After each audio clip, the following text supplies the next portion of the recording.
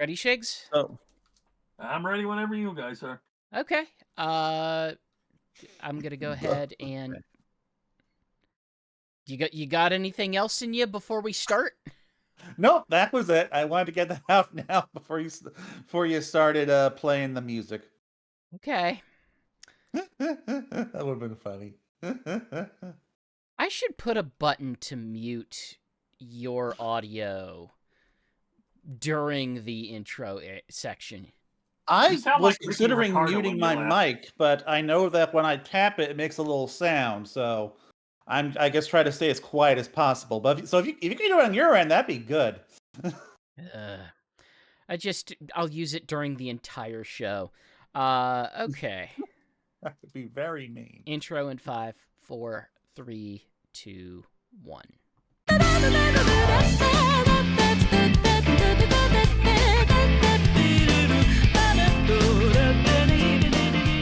Hello, and welcome to episode 136 of the Sonic Talk podcast. I am your host, Knuckles87, and with me today are some other guys. I'm some other guy. GX, of course, and Shigs, of course. Shigs is freshly returned from PAX, and I took my cat with me. GX is probably freshly returned from doing a project in his basement, or actually, I think you're there now. I think that's where you do this stuff now. My office is now in a basement, as far removed from upstairs television noise as humanly possible, and using my father's old desk because it's way bigger than mine and has a very nice credenza, and it has a little slot in the back underneath it where I can hide my green screen whenever it's not in use. I am currently in an apartment in an airplane hangar, which is where I often do this whenever I'm visiting family during these things, which I'm doing right now. So, all right. That's great because I can tell you to take off and be accurate. What's the word? Oh yeah. We're mostly here to talk about the Sonic Racing CrossWorlds open network test, but of course we've got other things to talk about. Let's get started with what little I've played outside of the network tests these last few weeks. Starting with Chibi Robo. So, Chibi Robo is one of those games that I was super excited for on the GameCube NSO because one, I've never played it. Two, it's expensive, and three, I've really been waiting for a fresh GameCube experience on the NSO. So, like, this was gonna be that for me, and like so far, like it has not disappointed. The gameplay loop where I am right now early in the game is simple but fun, where you're just like running around the house of this family as a tiny little robot, cleaning things and throwing out trash and all that stuff, and you're like getting involved in the drama of currently the toys, but as I understand it, you will also eventually do that for the human characters as well. I was expecting something more along the lines of a platformer when I oh no, Chibi Robo. When I imagined this game. Yeah, Chibi Robo, like it's. I'm trying to think of how I would explain it. It's more adventure game like. Yeah, like you don't have a jump button, which makes me a little sad. Yeah, it's not quite akin to sort of like a maintenance style Animal Crossing. It's a little bit more narrative driven than that. There are aspects I'd almost like compare to not quite like a Pikmin. Geez, I'm trying to think of what you could even make a really solid comparison to. It's sort of like an adventure. Yeah, I would say it's an adventure game with some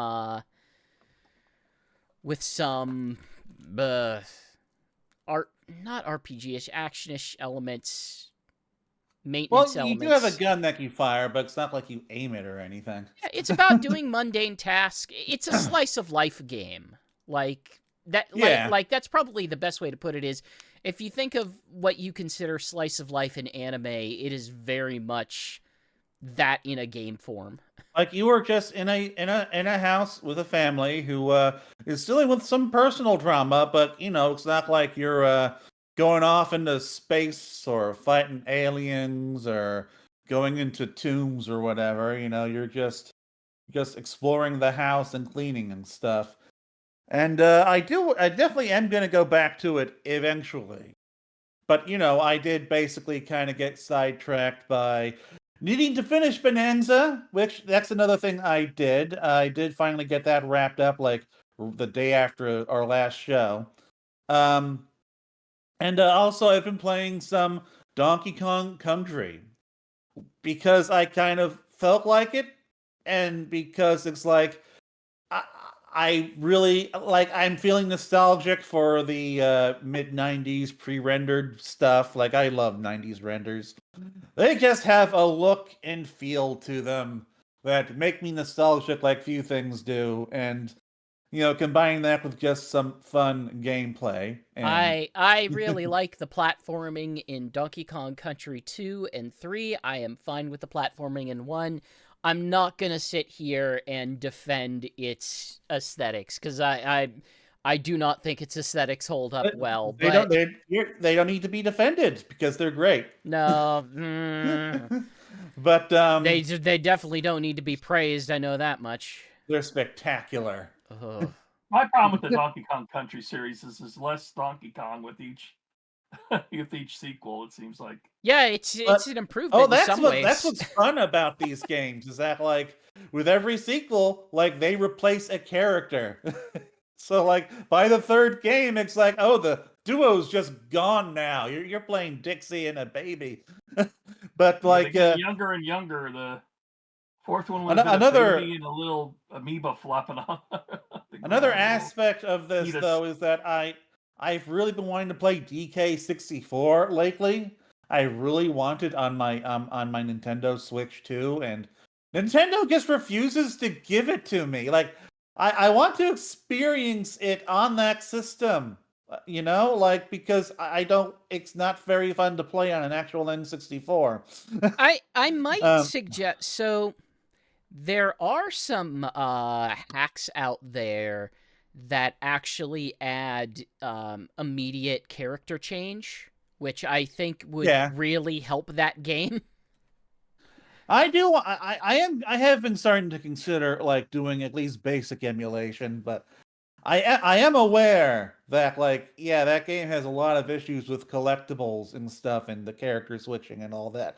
Like I think there's like thousands of collectibles that you need just to beat the game. It's not quite that. It's not quite that bad. I but think it's like mostly bananas, but well, yeah, it kind of it took some of the weirder stuff that Banjo-Kazooie was doing with the ways that some collectibles led to other collectibles, and you kind of had to have certain things in order to accomplish one thing and certain thing to accomplish another thing, and just went about like 2 or 3 steps too far with it. I still rather like Donkey Kong 64. It is very much a game of the era. It absolutely suffers from over collectathon-ness, but I think it's still solid as a game of the era. I just wish Nintendo would like link myself. I just wish Nintendo would link their NSO releases to what they're like releasing in terms of their big games sometimes, because god damn it, Bonanza put me in the mood for this and they ain't letting me do it. It's so annoying. The but biggest, like, I don't know. Yeah, the biggest crime Donkey they're Kong not 60... doing it because Bonanza is out. That's why. They want you focused on that Donkey Kong right now. I don't know. They just released Chibi Robo. It's not as if they're releasing a new Chibi Robo anytime soon. Well, that's it. They're not releasing a Chibi Robo. That's why they can afford to release Chibi Robo on their system. Just, I guess, don't expect Kirby. What's it called? Air Ride. No. Air Ride. No, anytime soon. Because that new game looks an awful lot like the old game, but more of it. Man, I hope that you're wrong and they just give us the old one, but because you know what, Sakurai's like the that is when biggest I'm fan mostly of gonna that be. game.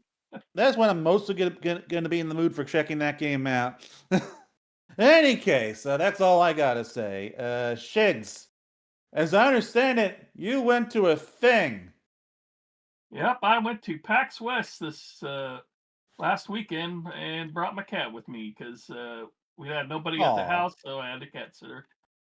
And we were late a day because unfortunately I prepared by taking her to the vet on Wednesday, and then she got vaccine shots and chipped. Unfortunately, she got a really bad reaction to the vaccine shot, so she was sick, and I had to take her back. So I missed I didn't really miss a day. I missed getting to the hotel and getting prepared that night. So I was late the first day, but I still managed to get into my Warp Pass for the Nintendo game. So that's the first thing I'll talk about.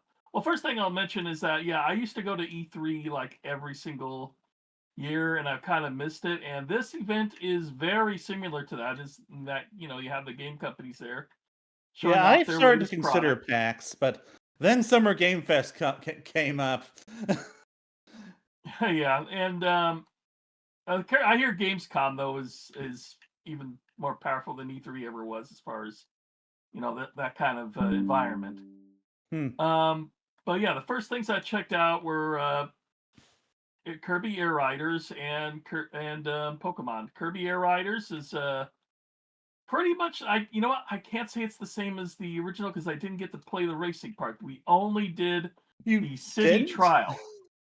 Yeah, we didn't play the Okay. racing. We did the city trial To be fair, that's where the you're mode that matters. Eh. yeah. I guess according to Sakurai and everything, that's the main mode. Anyway, what was gonna say? So basically, you're skidding around this big island area in the sky. You're collecting all the you're leveling up your characters. You're trying to find the right machine for you, and then leveling up that machine as far as you can. You can knock into other characters at this time that you're racing against, or you're competing against, I should say. There's not, like I say, there's not really a race at this moment. And so it's basically a big grabathon for a while, collectathon. And after that time, you get a choice of what kind of mini game you want to play, and you can take that your leveled up character and machine and go into that race. And both times I won that race because I focused less on items and more on just finding the things I needed to level up my machine. And so on both occasions, I had a very powerful machine going in.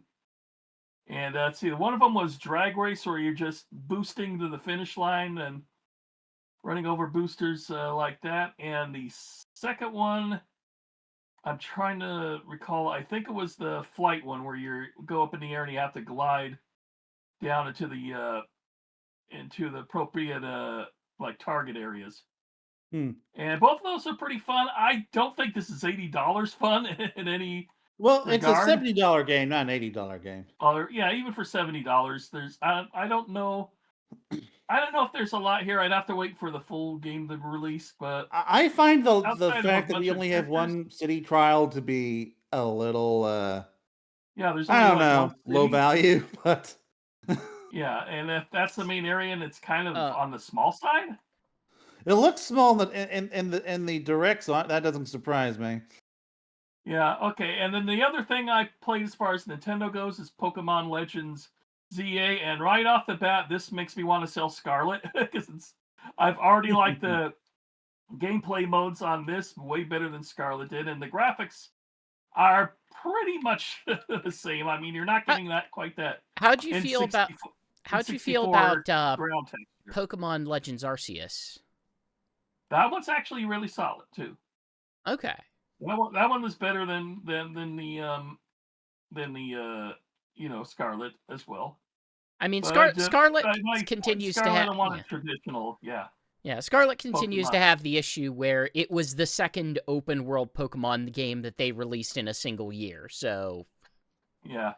Yeah, they really So should what I delay that really like even. about this one is the pacing of it all. There's two different parts of the demo. The first part, you're just going around in this night city, competing with other trainers and leveling up your Pokemon, battling different trainers of that aren't too strong, except for the very, very end one. And what's cool about it is it's when you set out your Pokemon, it's very quick pace.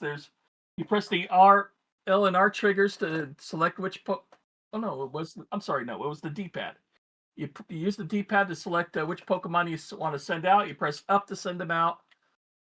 You hold down the L trigger to issue commands for them, and then just press the A button to issue that command. Then that command that you did will eventually just have a timer on it before you can use it again, but you can instantly use the other ones in the meantime. So there's no menu system. There's just hurry up and command them to do this, that, and the other. So it's much, much more fast paced in that regard.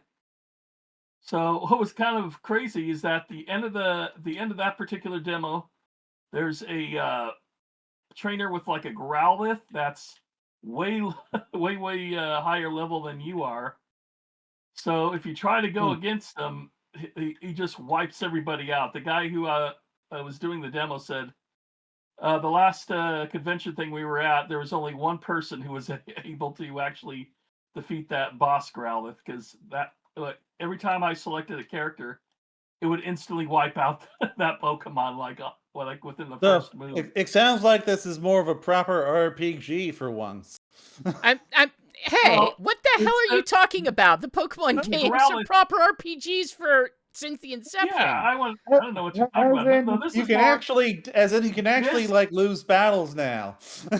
Well, you could encounter way overpowered Pokemon in the campaign. I mean, this was just you in could the do demo, that. Though I don't know if you haven't played much Pokemon, have you?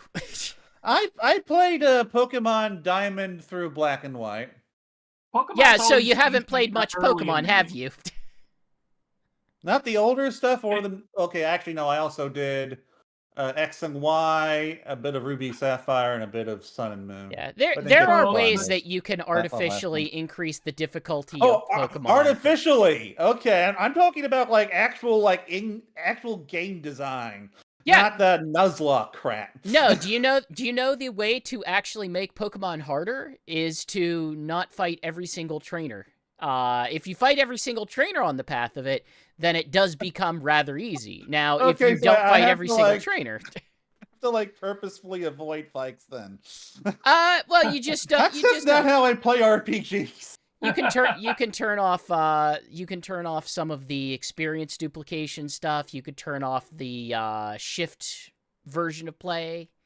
I will say in this one, it's a lot more tempting to fight every fighter just because of how quick everything goes.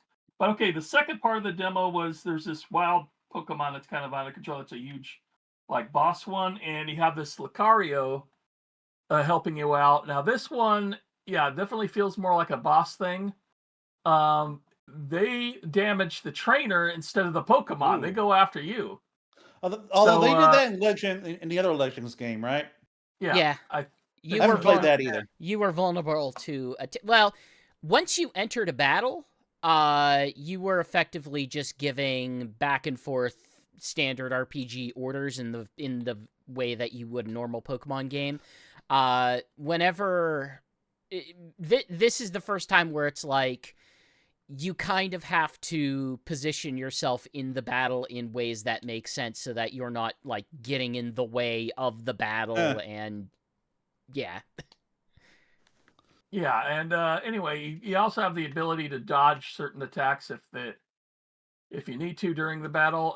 When you use your Lucario, the more successful you are with him and not getting hit, the more powerful his attacks get, which gets stronger and stronger up to the. Well, no, they don't get more stronger until you get to a certain meter that powers up that Lucario and makes him much stronger for attacks against that boss. And it's a pretty long fight between the two of them. It lasts quite a long time. Sounds like the combat in this is actually engaging. I might have to. I might have to play this. Like I said, I'm going to go ahead and get rid of my my copy of Scarlet pretty soon because I really enjoyed this one. in Like comparison. I kind of have a rule where I wasn't going to play the next Pokemon game until I beat the previous Pokemon game, but I'm still on Sun and Moon, and so I might just be time for me to skip ahead I mean, and look, play this if the the combat's actually challenging. I mean, look, the Legends games have proven themselves to be fairly experimental within the Pokemon, Yeah, I structure. almost picked up Legends Arceus too, Go but by the time I was really seriously considering it, I was like, well, the go play next big Legends Pokemon Arceus. game Yeah, should come out soon. you should play Legends Arceus. Legends Arceus is very good. I recommend Legends Arceus to everyone. It is a really good game. Well, I will And maybe this is pick up someone who either that or this. rarely plays the main series Pokemon games. I rarely play those. So This is someone who plays most all of them. yeah. So I guess I'll talk about a few more platformers. Pac-Man World 2 Repack, which had the longest line, I think, of anything at the show. That was surprising to Which is hear. weird, and the reason is it had just swag, which a lot of games weren't giving swag. But it's Okay. stupid swag. Okay, so what it ended up being the swag after I waited 2 hours to play it. Plus, I wanted to check it out because I am going to purchase it later this month. It's just an HD mainly version of Pac-Man World 2, which is frankly the best in the Pac-Man World series from what I remember playing back in the day. And they had two demos, a more casual demo and the challenging one. And I did the challenging one up in the snow hills, and I did actually pretty dang awesome on it. We're hearing Shig's gain Pax illness symptoms as we continue in real time.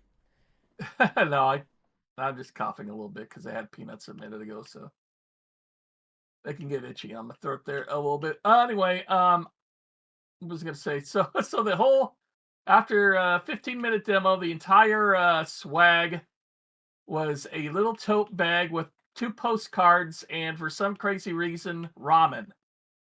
It was the cross promotion with ramen. Because Pac-Man eats ramen. That's the thing he eats, like famously.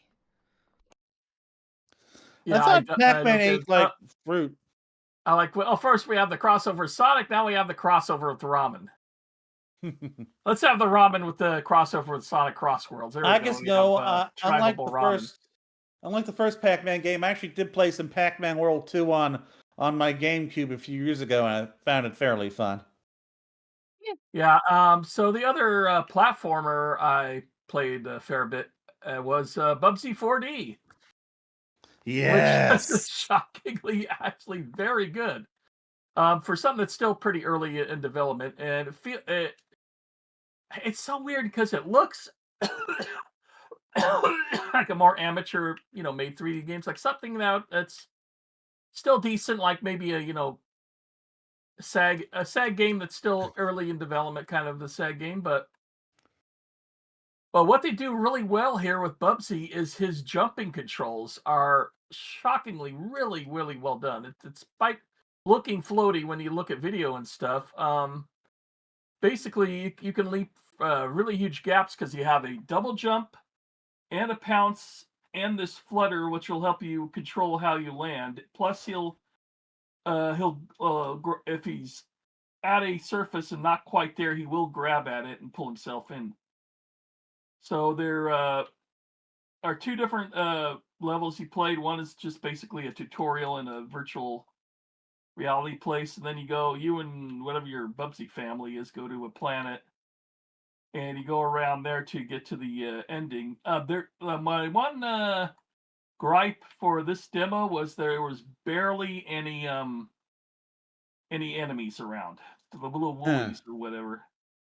And yeah, I haven't seen too many in the pounce, and I think that's just video. It's early in the game's development. It still comes out 2026, and they probably wanted to focus on the platforming first to make sure they got that working good, which they did. What was the other things you could do on that? Oh, you can turn into a giant hairball, and it kind of plays similar to a Sonic game in this, where you start rolling around and you can spin really fast and go down these little tubes to get to the next area.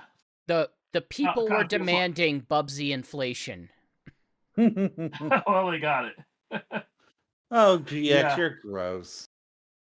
Yeah, I just so know that, that from the footage I've seen looks that- fun. Yeah, that works okay, except if you go too fast, you can easily go off the lip of one of the tubes and fall right into the water. Anyway, but other than that, I was shocked at how good it was. Everybody's saying the same thing, and like everybody was just surprised at how well it I mean, played. people are reacting to the license itself. They're not reacting to the developer. Fez like has, generally speaking, well liked games, or at least game. In the way in the legacy of Demon Turf, which is a 3D platformer or beat 'em up or something like that. It's kind of in between. It's a platformer. Yeah, with interestingly like a 2D character operating in that space, and it kind of operates on some of the stuff that this game looks like it's trying to do, with just sort of a bit of flow platforming. So you check it out if you have a chance. Like, it's I've heard good things about it. I haven't had a chance to play it myself, but I've heard good things about it. They need to release a demo. It looks like it's on sale. Yeah, I also played a little bit of they had Mortal Kombat Collection there, which looks all right. I didn't see if they have like a museum menu to it or anything. They were just playing different Mortal Kombat games, like 1, 2, and 3 on different spots. So I can't say too much on it. Well, I can't. The other one I played for was the Pac-Man double feature, which is available for 2600 plus or 7800 if you have a regular standard machine now. The interesting part of this is it's got a little kill switch thing where you could play as either the Pac-Man from the Atari 2600, which is the worst port of Pac-Man ever, or a brand new version for the Atari 7800, which is shockingly arcade perfect even for 7800. I mean, as far as arcade perfect goes, I mean, it's even closer than the NES got back in the day. Because the thing with the 7800 is, for some reason, even with programming from it, it has really thick pixels. If that's a word to describe something. Thick pixels.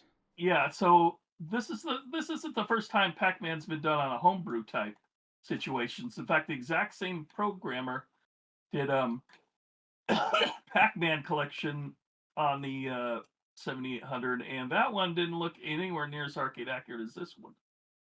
Which really, so I'm really surprised at how well it turned out. Anyway, but the other thing is, if you, besides just the regular arcade mode, you can also play in random maze mode, which will come up with different mazes for you to play. You can do high speed Pac-Man, and there's an Easter egg I wasn't able to try out where you could play 2600 on the 7800 menu, but it's the 2600 Pac-Man now has random mazes as well, which apparently works a lot better for that version. That sounds like a lot of effort to go through to. Yeah, well, they're doing a whole they're doing a game. Pac-Man edition Atari 2600 that's yellow with the light up Pac-Man with the ghosts on the bottom. And then they're also doing an Namco collection for the Atari 2600 Plus, so they're doing a lot for that. Atari's They need to do. They need to do like that. an ET game now. Apparently, ET Plus. Yeah, I guess. I don't know. They're doing Bubsy. They're doing Atari 2600 Pac-Man. Might as well do ET. Why not? Yeah. A little bit of a surprise with the PAX is that besides the regular exhibit hall, which is pretty big in itself, I'd say it's about maybe 30% or half the size. I'd say 30% of the size of E3 back in the day. Maybe a little bit bigger. But then you go 2 blocks down and there's the Summit, PAX Summit, and you go in there with your badge, and there's an entire tabletop convention also in there, just on its own. Oh, It's a yeah. big exhibit hall. Which I mean- you and I do not have the ability to appreciate. Tabletop No, is a I mean, massive I'll- draw for PAX. Like they have PAX that are specifically dedicated to tabletop gaming specifically. Well, I can tell that because if you go on the panels for PAX, it's all tabletop. I couldn't find hardly any video game stuff for panels at PAX. It is all tabletop. It's crazy. Well, there's a lot that are just YouTubers and other content creators who are either like, you know, big in the space and presenting new things. I know at least 2 people that I follow were doing things and premiering things at PAX as a panel. Right, and then there's several levels besides the one level with all the tabletop stuff. Level 0 had a whole classic retro like tournaments and stuff, or even a free play area where you have a library, you use your ID to check out a classic game and then sit down and play it on the system down in the corner. Or they had tournaments for classic games. If either of you saw my YouTube video, I showed off where you're doing a Sonic Mania tournament where the person was doing the Sonic 3 bonus level, you know, the blue orbs. And they managed to do that just absolutely perfectly in a way that would have gotten me killed instantly. But yeah, and they have tabletop playing down there too, different card games, and then they have areas with a free play arcade, an area where if you have kids that are trying to get into gaming, you could show, you know, games that are proper for kids that play at, you know, like it's one with the crocodile, I forget the name of that one, and stuff like Super Lucky's Tale and that kind of stuff. I think they had the one where you got me for Christmas that one time, Alex, with the raccoon who's making all the holes and stuff. Drop in, yeah. Oh, Donut County. And oh yeah, Donut County, yeah, that's the name of it. And just some other areas. There's an area just to chill if you want to get away from everything. So it's much bigger than I was originally anticipating, that the PAX. So if I don't have San Diego Comic-Con next year, which I didn't this year because my brother was sick and I had to take care of him at home, that's how I ended up having the money to go. If that happens again, I'm definitely going to check it out again. I really enjoyed my time. Cool. Yeah, it's fun. Like, I've been to a couple of PAXs. They're a good time. But unfortunately, it gets like I cannot go to that stuff plus like Summer Game Fests and potentially Comic-Con and such, which it's because like objectively PAX is better than Summer Game Fest. Oh, yeah. So, all right. So let's move on to the big discussion topic of the podcast. I have something small to announce. Oh, okay. While I was looking up the pricing on Demon Turf and discovering that it was on sale, like actively on sale right now, I wound up getting it, and then I also wound up pre-ordering CrossWorlds at the same time. Okay. So I have my pre-order locked in for CrossWorlds, I guess now. Awesome. Digital Deluxe or regular? Digital Deluxe. I'll be able to give coverage on the site for the pre-orders crap there and the bonus characters and stuff. Not to mention SpongeBob. Yeah, SpongeBob. Yes, the best Sonic character. Better than Zaz. Yeah, I figure I created a plan to be able to afford it, and I executed on that plan. So good job. So the site will be secured.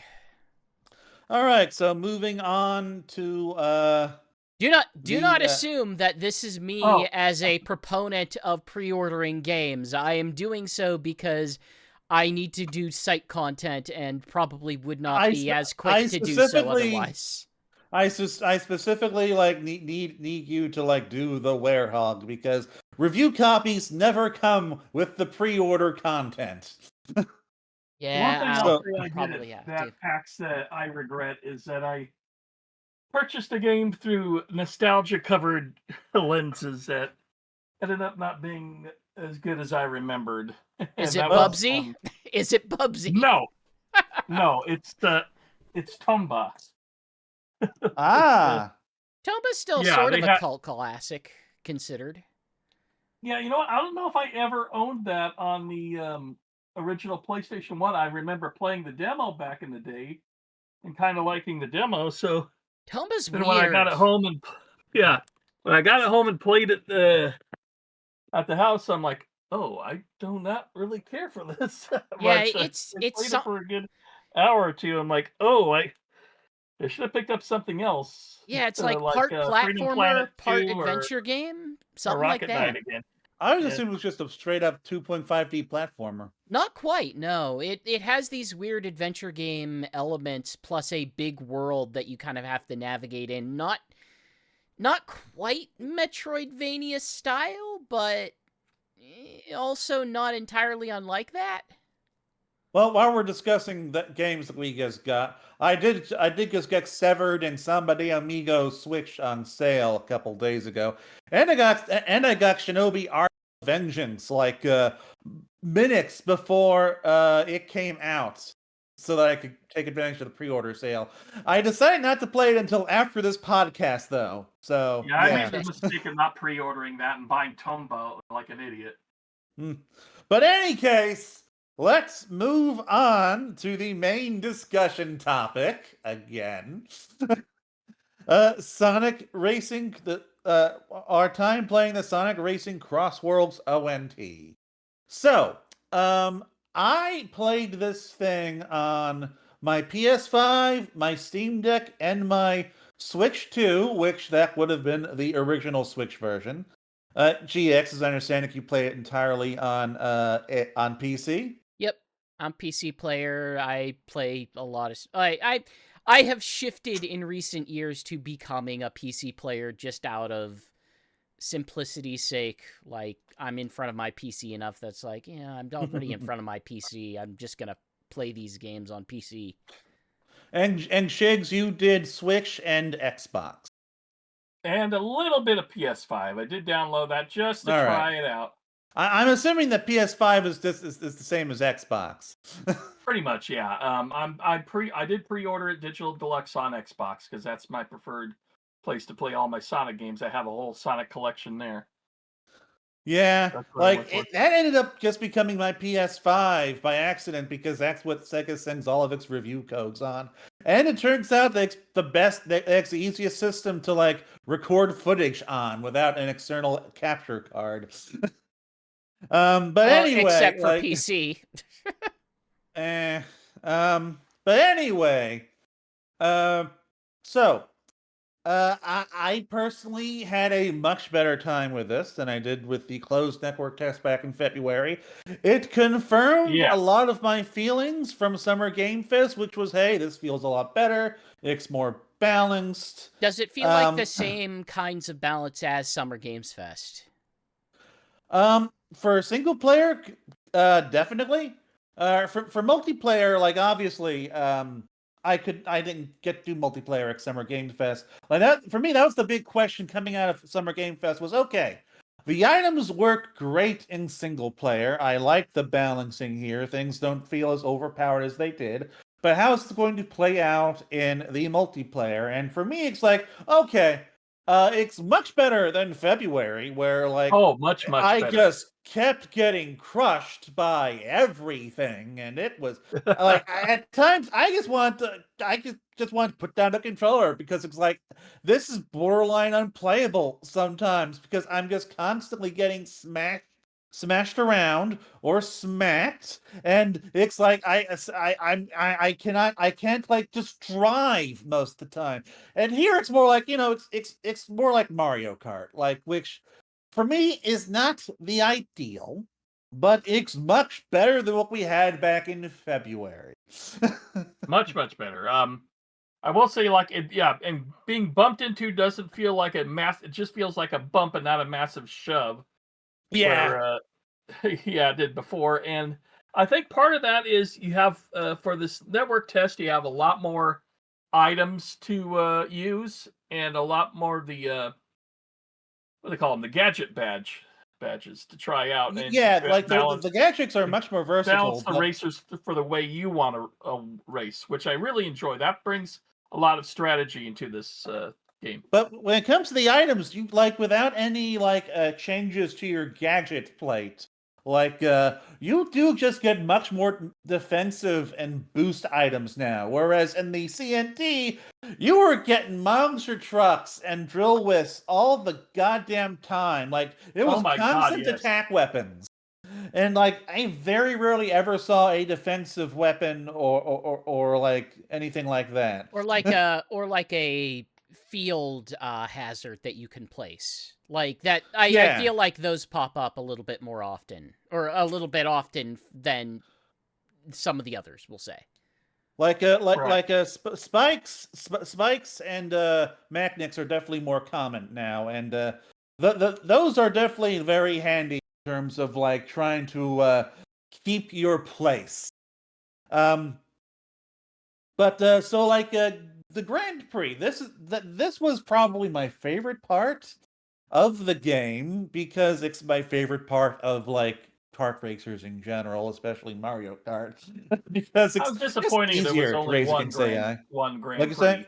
Yeah, I was a little disappointed it was only one 4-race. Well, I'm disappointed by the lack of content. That's the weird part. It is a network test. They want you to, go online and choose the network over everything. It's not even that. It's the fact that like there are whole stages that are available in online that they do not make available offline to just sort of practice in or check out. Like you literally have to go online, and so you're kind of at the whim of a bunch of idiots who decide, no, I want to be on E-Stadium again. Let's play the E-Stadium. I don't want to go. E-Stadium is one of the easier tracks, and since you can actually practice Act 1, like you can have a better chance of maybe winning that. But certainly like in terms of the available content, the fact that we only had one Grand Prix was disappointing, but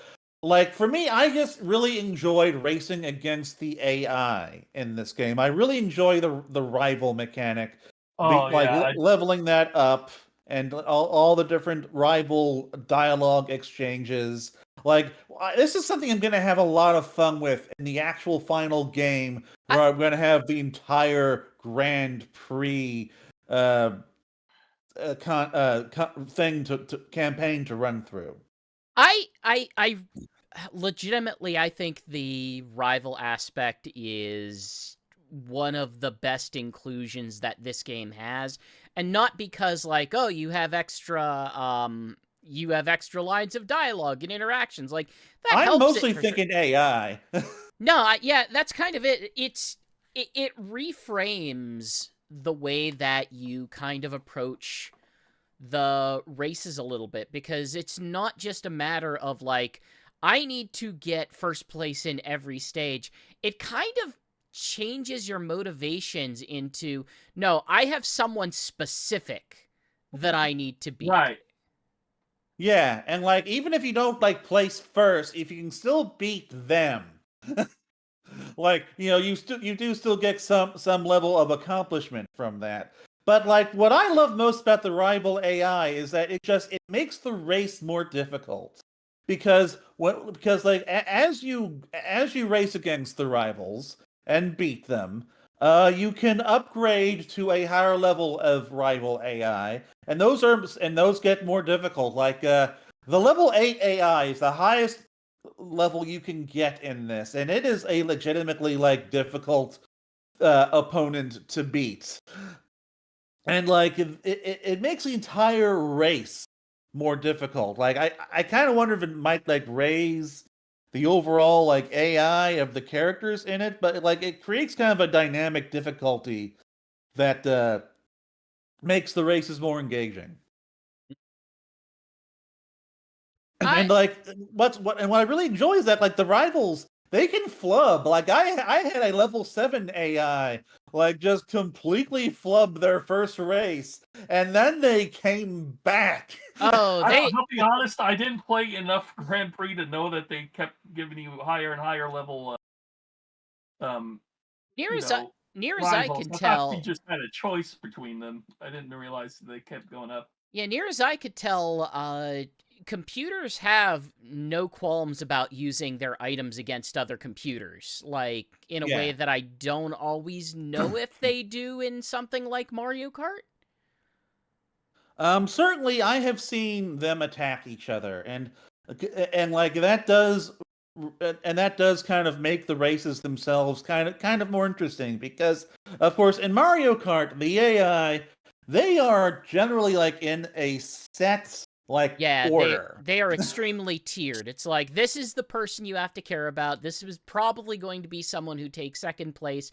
It gets a little bit of variability once you get up to the really high speeds, but by and large, it's designed so that you have a much more informal rival that is Yeah, mostly yeah. Your defined rival's by just just whoever's in number two. exactly. And like I will target them and like to make and do what I can to try to make them fall back, which can be effective. Uh, it's nothing like the rival system in this.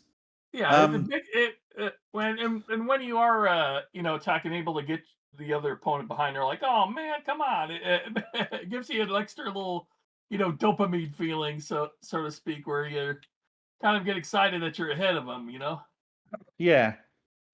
Um, so I so I just love that it makes the races all that much more personal, just on single yeah, player like alone. and this is attractive to me personally because I have done this stuff in games without them making it a mechanic. Like it's like okay, this character is my barrier to the top, and so they are my rival, and I will target them and I will destroy them. And it's like I'll do that in other racers, and like in SSX Tricky, like I will like target specific people I don't like that makes their AI hostile and stuff.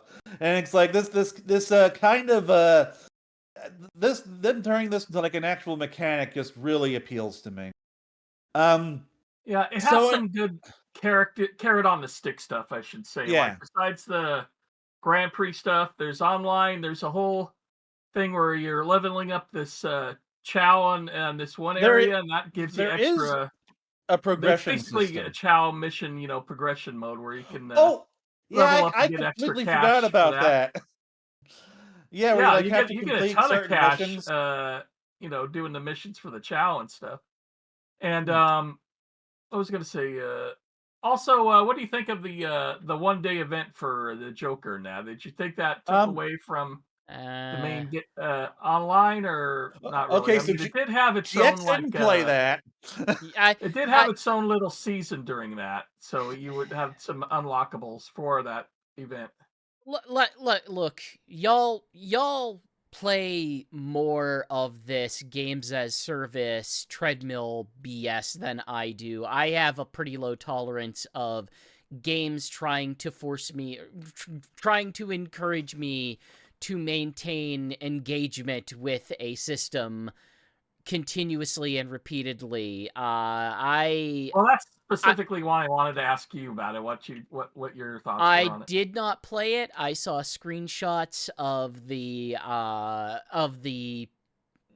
thing for it in our stadium discussions, and it kind of turned me off. It was like I don't think I don't want to deal with this. Like I barely want to deal with like Splatfest stuff. I don't think I really want to deal with the hey, get through this tiny season pass thing just for like I some think cash and stuff. there's other people complaining about that. I think it needs to be an optional thing for it to work Well, it is properly. optional in so much as Like like the only rewards you get from that are like decals. So I personally didn't care that much. Like yeah. I mostly just went through it for the sake of the video. But like without that, I just like I'm happy I got Joker Yeah, and I just happily played Well, you the instantly get unique Joker. You don't gameplay have to do modes anything. that were active over the course of the festival, which is mostly what I want to talk about because I played as Joker. Joker's an entertaining character with an entertaining car. I got to experience him in the Grand Prix, and even if they don't have distinct interactions, it does look like they gave some generic interactions with rival characters. yeah, there are generic rival things. I'm assuming like each character has one. So that's pretty good. It's good that there's at least something there. But Yeah. like the main central thing about the festival is the team-based multiplayer mode. I thought the main central thing was repeated network disconnects. Oh, okay. There was also that, but Yeah, this is so an open that's what a network network test. testing is for. Sorry, And sure enough- continue on. Continue Yeah, on. I had quite a bit of that too. But so like what I find interesting is that like they kind of borrow some mechanics from Team Sonic Racing for this because during the festival they divide you into 3 teams of 4. You were randomly assigned to one of 3 characters. In this case, it was Joker, the gymnast lady whose name I forgot, and Morgana, the cat mascot for Persona 5. And like there are 3 different rule sets that change every half hour. And so like you race in these teams and you do specific actions in accordance to these rule sets in order to build up points. And so it's like, okay, so as a team you can clearly see where your teammates are and who they are, and you can like boost them by knocking into them. And at the end of a match, whether you win or lose depends on how your entire team performed. It But in addition to looks that, very Right. Splatfest adjacent. which is probably one reason why I enjoyed it. Like, by and large, like Splatfest and Splatoon 3, that one didn't appeal to me as much because it didn't like have a unique Splatfest arena. Unfortunately, that does not appear to be the case here either. But regardless, I did find the team-based gameplay entertaining. So it's like you Yeah. have unique rule sets. So like there's a ring get where the team that gets the most rings gets a 10-point bonus. And then you have tap allies, which is again you just drive into them to boost them, and every time you tap an ally, you get a point. And then there's tricks, land tricks, and again for every trick you get a point. And so, like I said, whoever gets the most gets 10 points, which may or may not help you win if you are behind. Because like it is possible for a team to do so well that like you can win at the rules set and still like at best place second in the race. But I do like how you get a little ceremony, even if you got 3rd place, and you're like all disappointed yeah. and smashing on your wheel and what have you. But and like you also get special gadget plates that like help enable you to do things for the rule set. Like I know that Yeah, if you want them, you don't have to have yeah. them. Well, you can use them if you want to. So like for the ring thing, there's like a special ring thief plate that facilitates you getting rings from like your opponents over the course of the race and such. It was a very fun change of pace for World Match. But for me, the only real downside of the whole affair was that it made World Match completely inaccessible while the festival was going on. Which, given that this is very different from the standard online, that I hope that's not the case in the regular game, because that would, if you don't like the team-based gameplay, you're kind of stuck in terms of matchmaking. Were you guys going to say something? I would say maybe, hopefully, at least friend play is available. It looks like Race Park. Yeah. Race Park will still be a thing during that. Will still be a thing during this, I'm sure. And it seems like the way that they're handling things are both you can either play with like private matches or as a sort of like in a group, but also online forming rooms. Like, yeah, like you can in this we could form a friend lobby. We could have up to 4 people in our lobby. In the final game, you'll be able to like invite 12 people. So like you could fill up a lobby with your friends if you want to in matchmaking. So like yeah, you could actually get like 4 people and all be on the same team during this. Now, unfortunately, I think the most they ever got was like 3.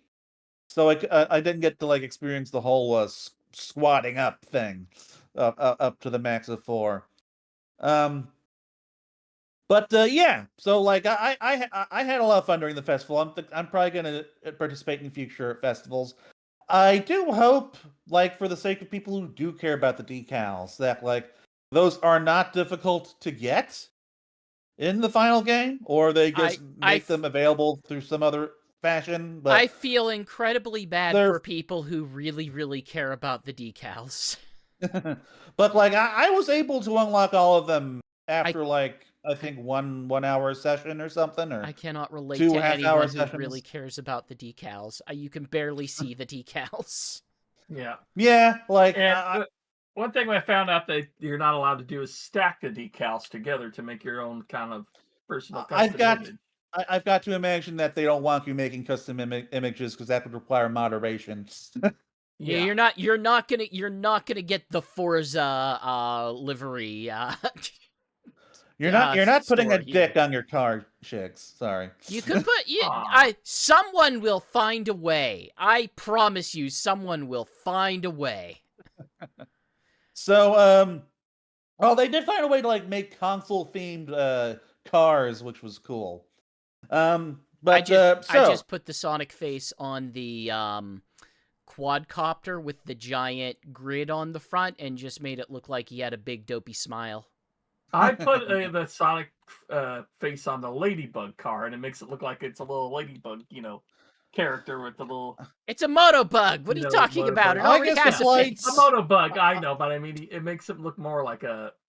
I just applied decals in a symmetrical way as possible, and tried to make things look as nice as possible, and then I moved on.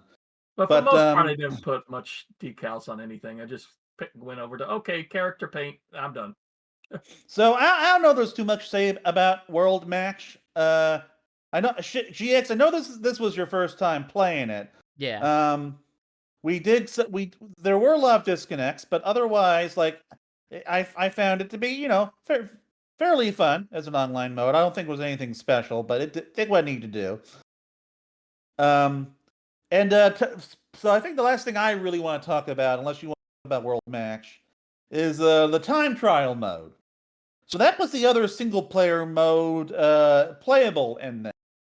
And I was having more fun with it than I was expecting, because the time trials in this are ranked. Like they are ranked from like I think E to S.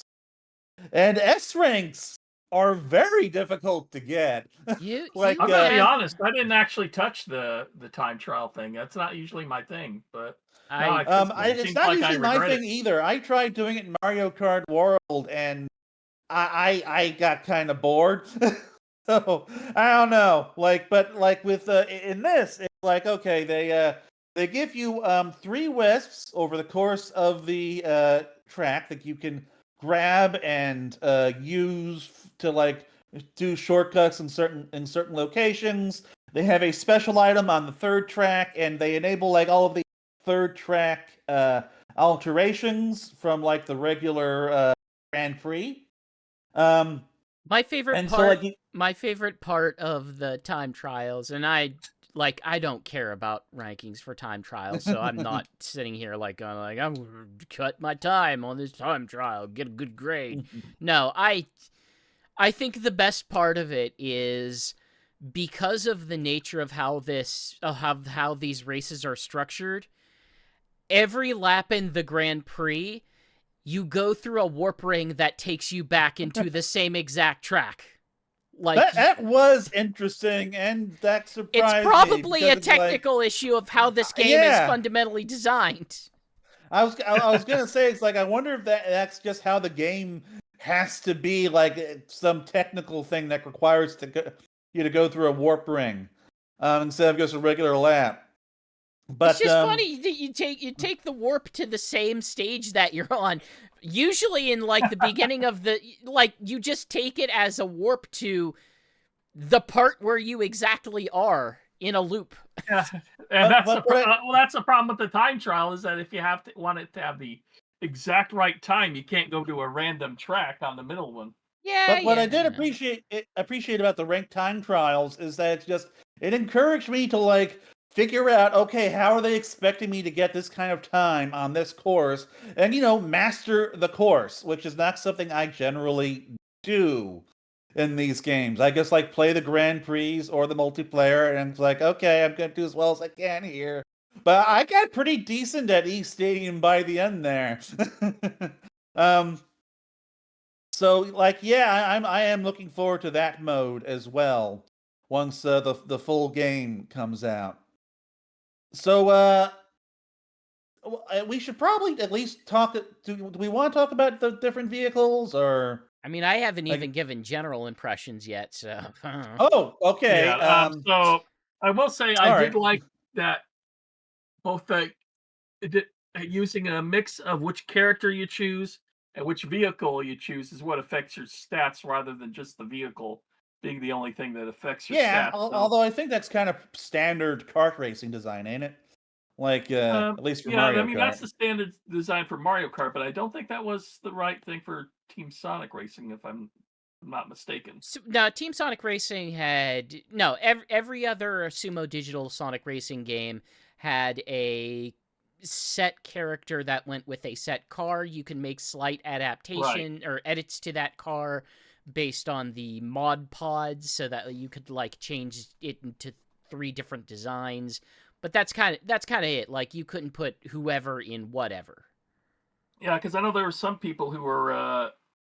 I was watching some YouTubes, and some of them would put like use a booster character, a boost machine like the extreme gear, and use a power character, and they said that seemed to work out better for not because There, a booster it gets knocked down easily with a speed character, where a lot less with a power character. So there's just like well, a good balance they were the trying to have car with that. the car defines primarily what you are. Like the bulk of your stats come from the car, and then the driver adds slight nuance to Right. that, and then you can even edit it further by modifying the car itself. And it usually doesn't dramatically change the stats, but it will change it a little bit because any modifications you make still have to be within that car's archetype. Like having a speed type car can only use speed type parts. Having a boost board, like you can't put car parts on the board. You can only match Right. within their archetypical structure. But I there are like Yeah. several parts that you can purchase which have changing stats on as far as But some character, vehicles go. That is, but I some don't think character, different parts had different stacks. Go on, yeah, you GX. yeah. purchase to unlock. Yeah, But also like some of the characters' qualities themselves do not inherently match the archetype of their car. Because I know when I played as Joker, like Joker has a defined car. Like Joker has a car, and Yeah, that right. he has Arsene. and his type, his racer type is different than the car type. Uh, I think he was what, a handling, I think? I think he was a handling, and Arsene is a speed vehicle. Yeah, I know Arsene's a speed because that was like that was like right next to Sonic's car. Yeah. I did appreciate how the different vehicles could feel like how the different kinds of vehicles could feel like markedly different. Like I hadn't touched a handling vehicle once for a good chunk of the ONT. Like I had mostly been playing speed or the extreme gear, which are boost vehicles. Oh. And like then I touched handling. I was like, oh my god, Yeah, you didn't go why does straight this for feel handling? so much better? I went straight to handling. I went handling first, and Yeah, like there's some vehicles or handling is just not that good. Honestly, I did not love the Extreme Gear stuff. It I liked might, it okay. A it's lot of fun. people were using it online. I was shocked how many people are using it online. It's fine. I was using it a lot. It seems like the thing that you could reasonably use to, like, if you get good at the game in the same way that, like, if you got really good at snaking in Mario Kart, that you want someone that's going to extend that boost as much as possible. And the Extreme Gears are all boost-focused things. So if you can maintain continuous boosting, that seems useful and probably demands a high level of skill. But I kind of just liked... I liked maintaining the drift. I liked trying to maintain that tight inside racing line, and Well, I mean, I can that's where imagine. handling really helped for me. I can imagine you could also use your gadget badges to accentuate if you like. If you want Oh, a boost sure. vehicle that has extra Oh boost man, things, we haven't touched the the gadget gadgets badges yet. can really add to that, or the speeder handling or what have you. Yeah, let's. I think we should move on to the gadget badges because I found them very helpful in certain ways. Like the gadgets in the CNT were very limited, and Yeah, I was yeah. I was kind of wondering if they were like going to be like completely unbalance the game, because like there were some that felt like they could be really overpowered, like starting you off with the monster truck and stuff. But having much more gadget variety to deal with here, and having like much more time with all of it, like I really came to enjoy the gadget system, which is kind of uncharacteristic for me because I don't generally like getting into the nitty gritty of like messing with stacks and stuff normally. But like for this one, it's like, you can have a gag that is just all drifting, all drifting. Like you can have gadgets that boost how fast you charge your boost while you drift. Get another one that like can let you like reach another level of boost in a drift that makes you invincible for a second. One of the things I really love is the one that lets you spin while you're drifting. So that was interesting. if you're in a tight like, race and you knock into people, you're still able to not get hit. Also, I used to use that badge plus Ring Thief and some other ring associated badges to being able to max out my ring intake and keep my top speed pretty good. That's one of the interesting things in direct comparison to Mario Kart World. Mario Kart World is built around having really big wide open tracks to facilitate a lot of characters, whereas the tracks in CrossWorlds are really tight. Like ridiculously tight in places. Apatos, like which Apatos we have is insane. Yeah, Apatos is just bumper cars. Especially at the very beginning, it's just nothing but bumper cars. It's kind of funny that Apatos, it's like they took a Sonic level that is very narrow, very hallway-ish early on, and they just made that into a track. Yep. It's not like a perfectly direct comparison, but it's a surprisingly direct translation. And it's like there are definitely like more wide open courses, of course, like East Stadium, but like none of them have the same breadth as the largest areas of Mario Kart 8's World's courses, like that massive desert level and stuff. That's just huge. Yeah. But that's just another thing that really sets this game apart from that. But that's where you get the gadget stuff, because bumping into other players is a significant mechanic in this game. You build different effects based on it. Your weight and strength and everything matters. One big drawback of Extreme Gear is that you can get booted around by everybody. Oh yeah, which makes sense. That was something I noted back at Summer Game Fest, and it's like I'm willing to accept that trade-off for how it handles and boosts. But like if you want to knock people around, you need you really want that power vehicle, which is generally not something I am drawn to, but for this game, it feels like it could be very useful.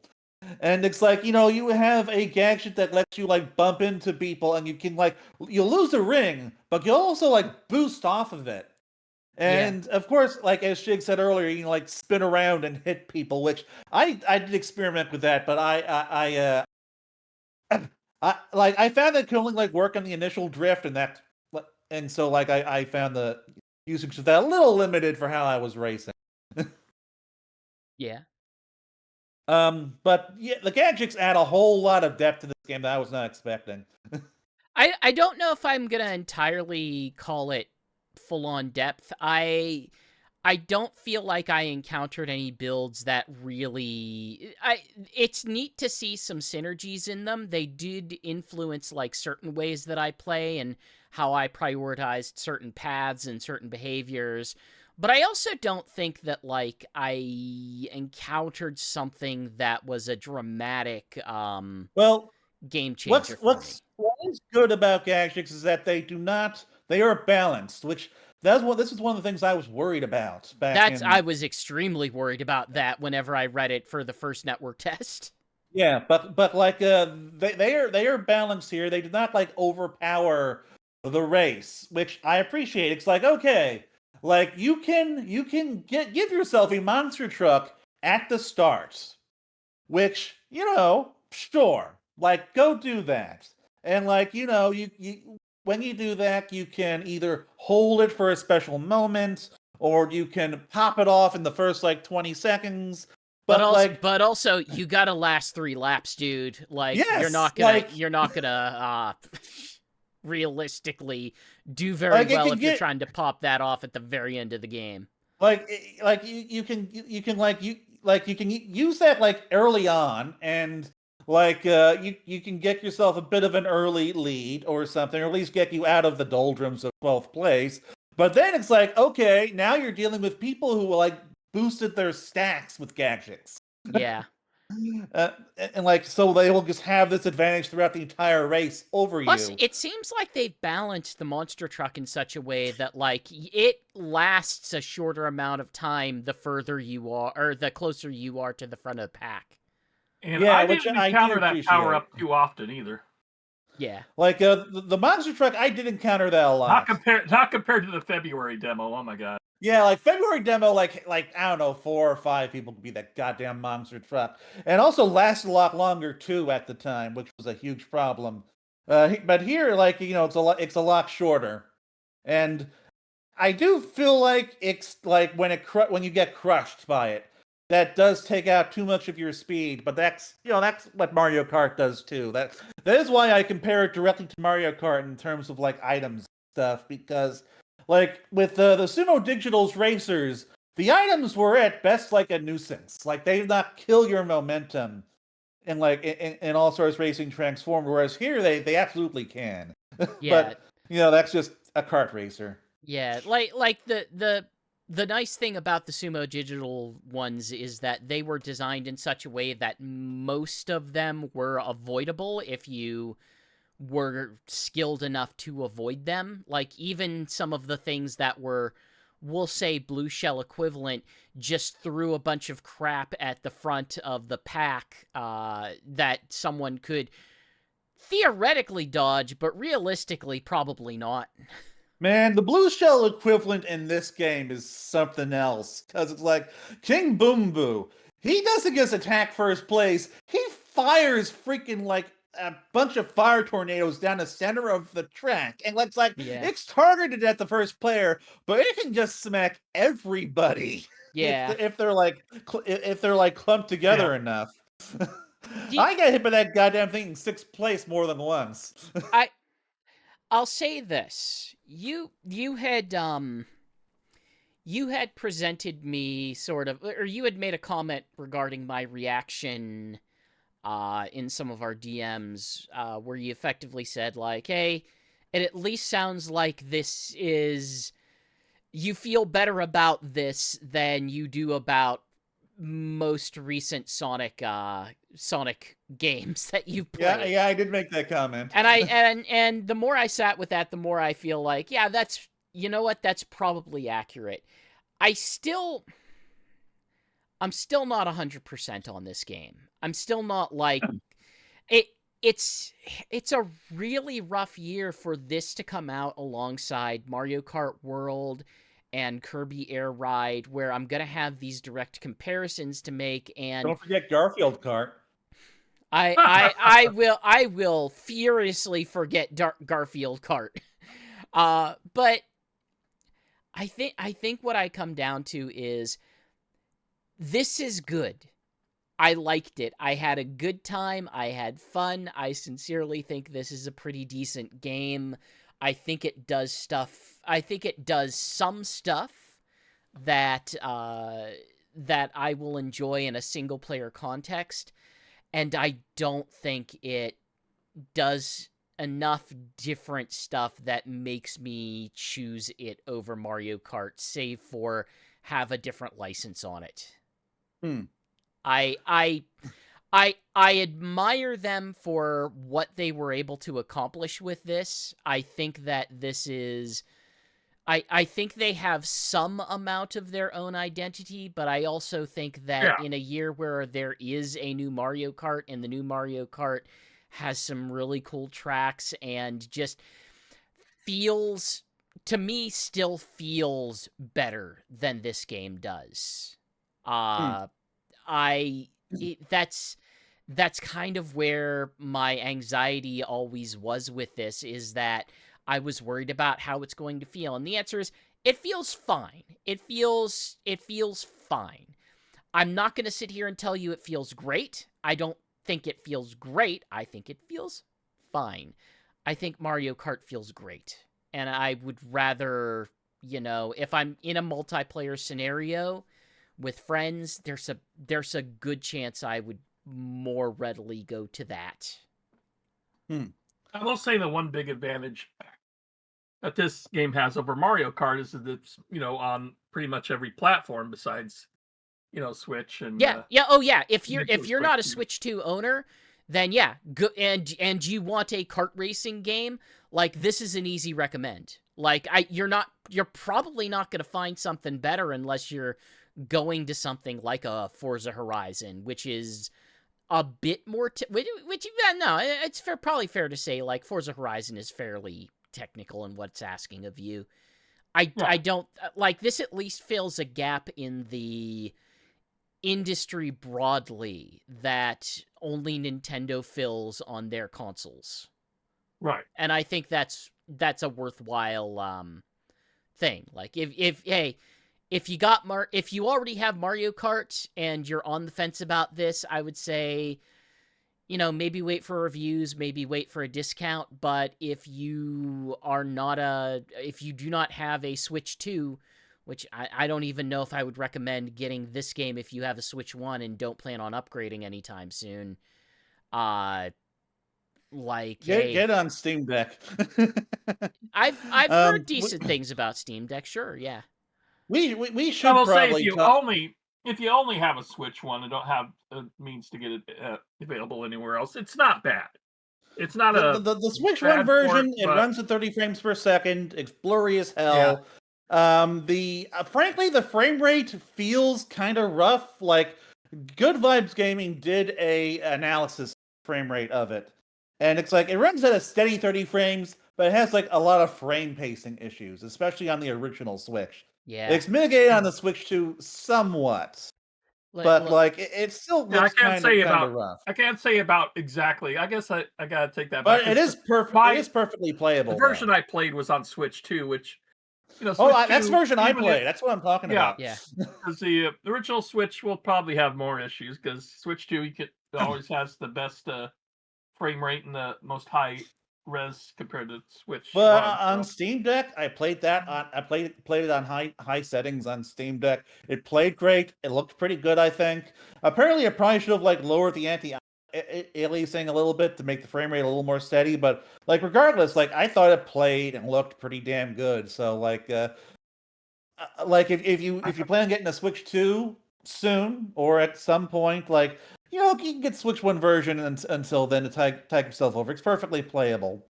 But like until the Switch 2 version comes out, Steam Deck undoubtedly like is the best way to play it portably. Yeah, even with my criticisms though, like, and even then, my criticisms are mostly a softball. It's like, this is good, Yeah. it's just not as good as I want it to be. I think the tracks are really solid. I think that there's really solid track design going on here. I think there's really solid track theming. And like that's the stuff I care about much more than like, well, can I play as Hatsune Miku? Like I care much more about like, okay, what am I racing on? Because that's the way that I'm actually engaging with the game. I am 100% in on this game at this point. I had a lot of fun. Personally, for me, Mario Kart World and this game are doing two different things. Like Mario Kart World, that is like that's like more of a scenic game for me. It's more of a like it's a bit slower paced. It's still a lot of fun, but it's a bit slower paced.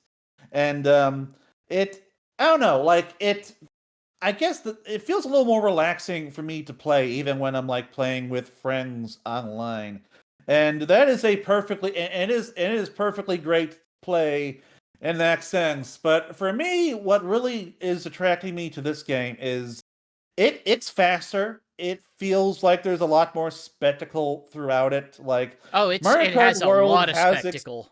has its spectacle, but Almost this a little game too like much, it's constant. And I really enjoy that. I enjoy the speed. I enjoy the Sega arcadey flair of the presentation and the sound effects. I enjoy There's the one gadget podcast. system. There's one podcast I was listening to that thought the graphics are a little too distracting. There's a little too much going on the sidelines and everything. That was I my agree with feeling that or during the not. CNT, but I'm not feeling that way now. Were you saying anything else, Shigs? Oh no, that was it for that. Okay. But it's like so like for me, like this is the game I play when I want something a little more adrenaline pumping, faster, and like honestly, like I really do enjoy the handling. Like I don't know if I don't know if I enjoyed as much as Transformed or Mario Kart World, but I really am loving the handling and the drifting. I went back to Mario Kart World recently, and I was not having the best experience in time trial, as I said earlier. But I don't know, maybe that's that was like maybe 10 minutes, so I'm not gonna say much on that. But I mean, I wouldn't complain if they pull a Fortnite and decide to make a mode post-release that is effectively not like kind of imitating Knockout Tour. Oh, Knockout!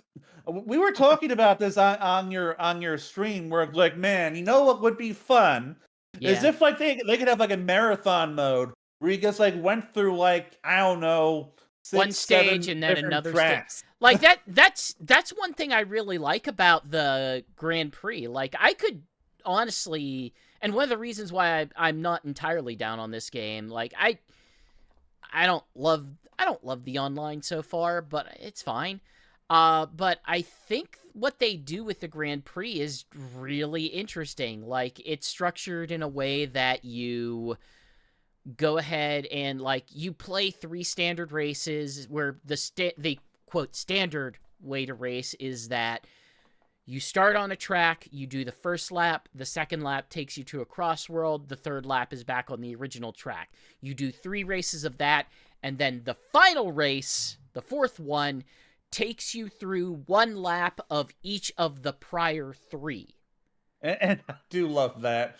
Like I first got to experience that at SGF, cool, and it was wild. Yeah, it's a really interesting structure for something like that, because you get to play through all of them, and then the last one just feels like the culmination of it. But they also don't overstay their welcome. Like, it never... You're still only winding up doing, like, 3 laps on each of those tracks. Plus, you throw in a bunch of the CrossWorld stuff. Yeah. It's a neat idea. This game has a couple neat ideas that I think it does really well. And if I felt like the handling was just a bit tighter or kind of leaned a little bit more into that sort of sumo digital style of drift, then I might feel differently about it.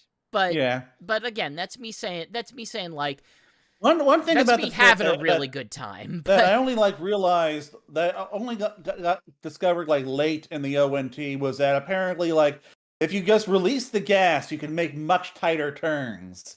Which man, that was a revelation for me because I'm used to Sumo Digital where you feather the gas, where you let go of it a little bit to adjust how you're drifting.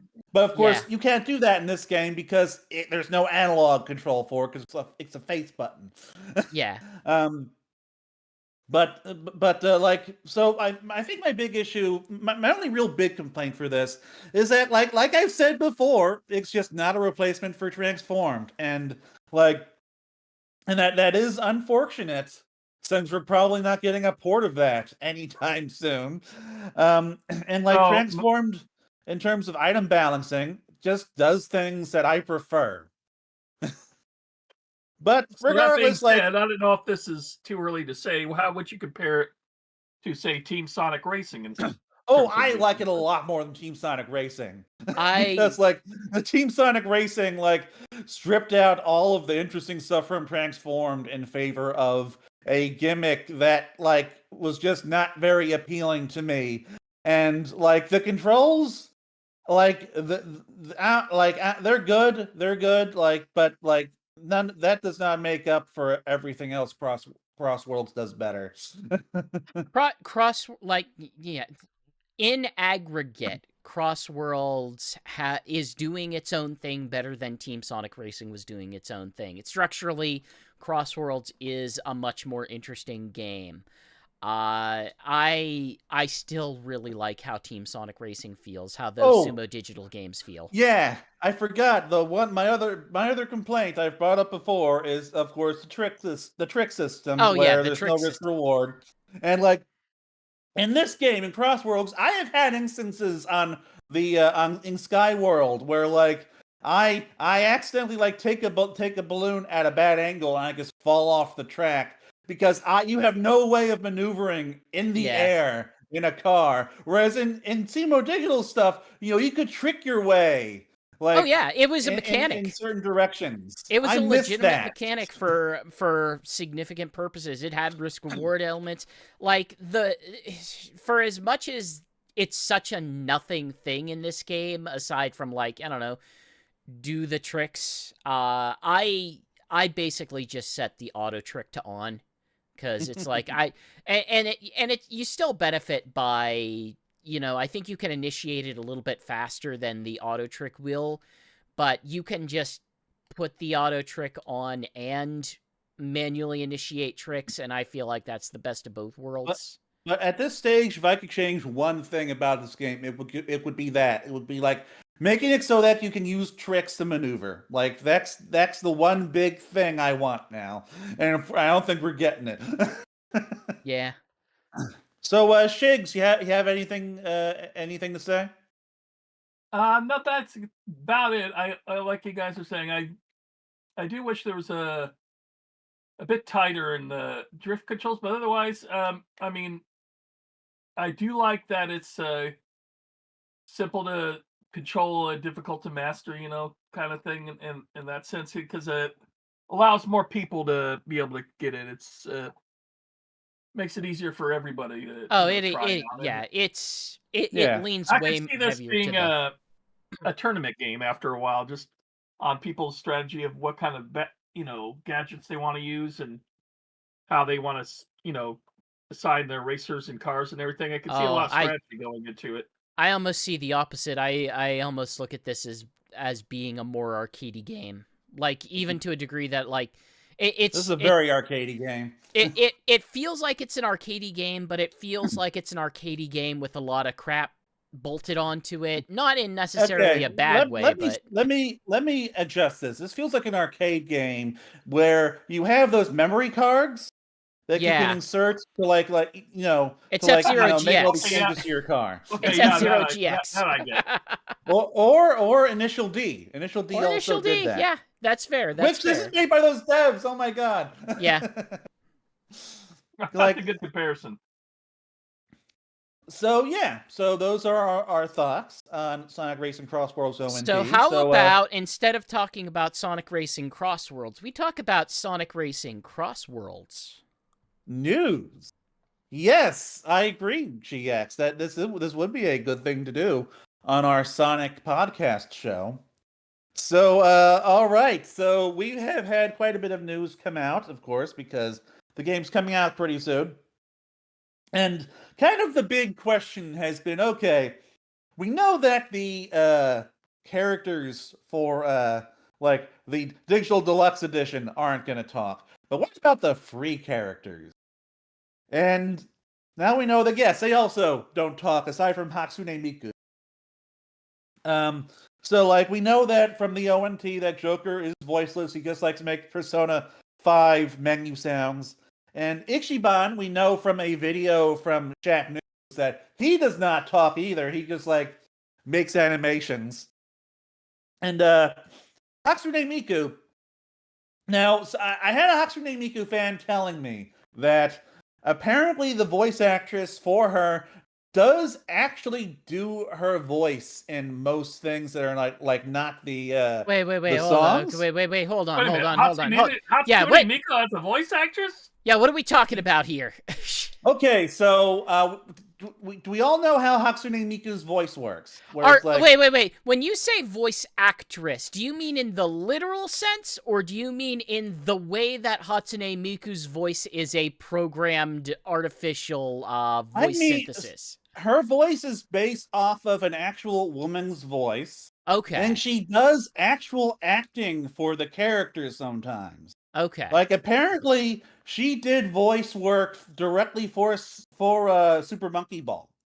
Okay. And apparently she'll do it for other similar appearances, according to this fan. Okay. So, like, apparently, like, there is actual voice work out there. I don't know if that's the case here. My assumption is still that like, the reason why she talks in this game is because they're using, like, the voice synth. I guess she is the only one that I can think of that does not necessarily have a localized voice. Like, Ichiban has multiple voice actors, as would Joker, as would she's the only character I can think of that probably would not need translated, although, like, you could use SpongeBob's English cast, you could use Ninja Turtles' English cast. Yeah, I don't think, like, people in other countries are gonna mind if, like, SpongeBob talks in English. Probably not, but, like, Joker and Ichiban might be a little bit of a weirder thing. But regardless, like, Hatsune Miku, she says, like, very simple words and phrases as she's doing various things throughout the race, and she's the only SEGA character confirmed to do that. She says, "I'm Hatsune Miku by Project Diva Games." But, like, Hatsune Miku's kind of a unique character in a lot of ways here, because, like, no kidding, she isn't a SEGA-owned character as far as I know. But she's in the free pass, and she's getting music, and she's getting, like, there's going to be Hatsune Miku music in this game. Yes, we're getting 5 Hatsune Miku songs as part of a collaboration, which will be in the game. Yeah. We've already had 2. What'd you say? 5 is quite a bit. I'm surprised.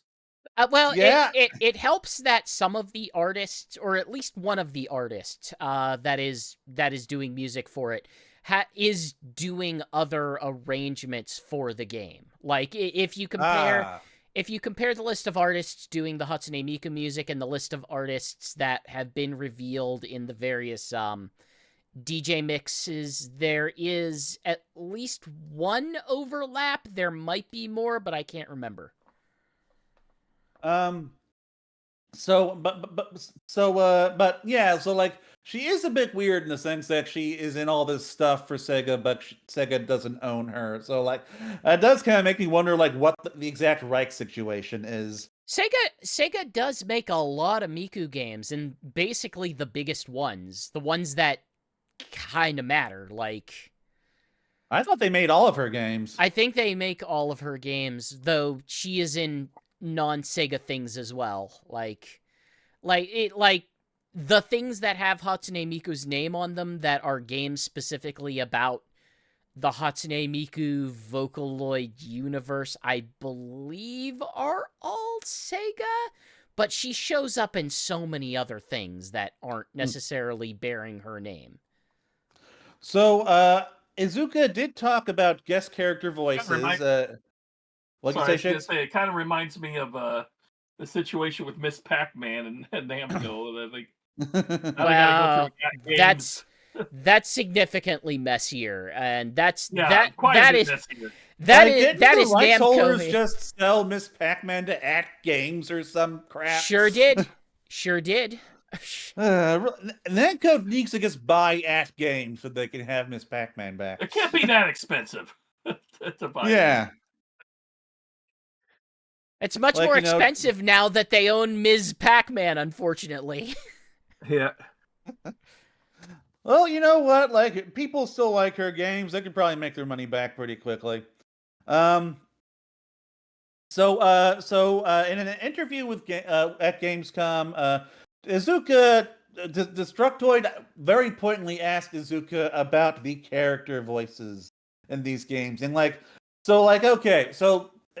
Izuka did go into why none of the guest characters talk.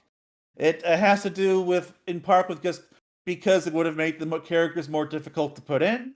It would have created a lot more work for the companies that they are coming from, but also because doing the voices like for the 23 Sonic characters was a lot of work. Oh yeah, I believe it. And that does make a lot of sense because it's 1,000 lines, 500 plus exchanges. There's a lot. There's a lot of work going into. I'm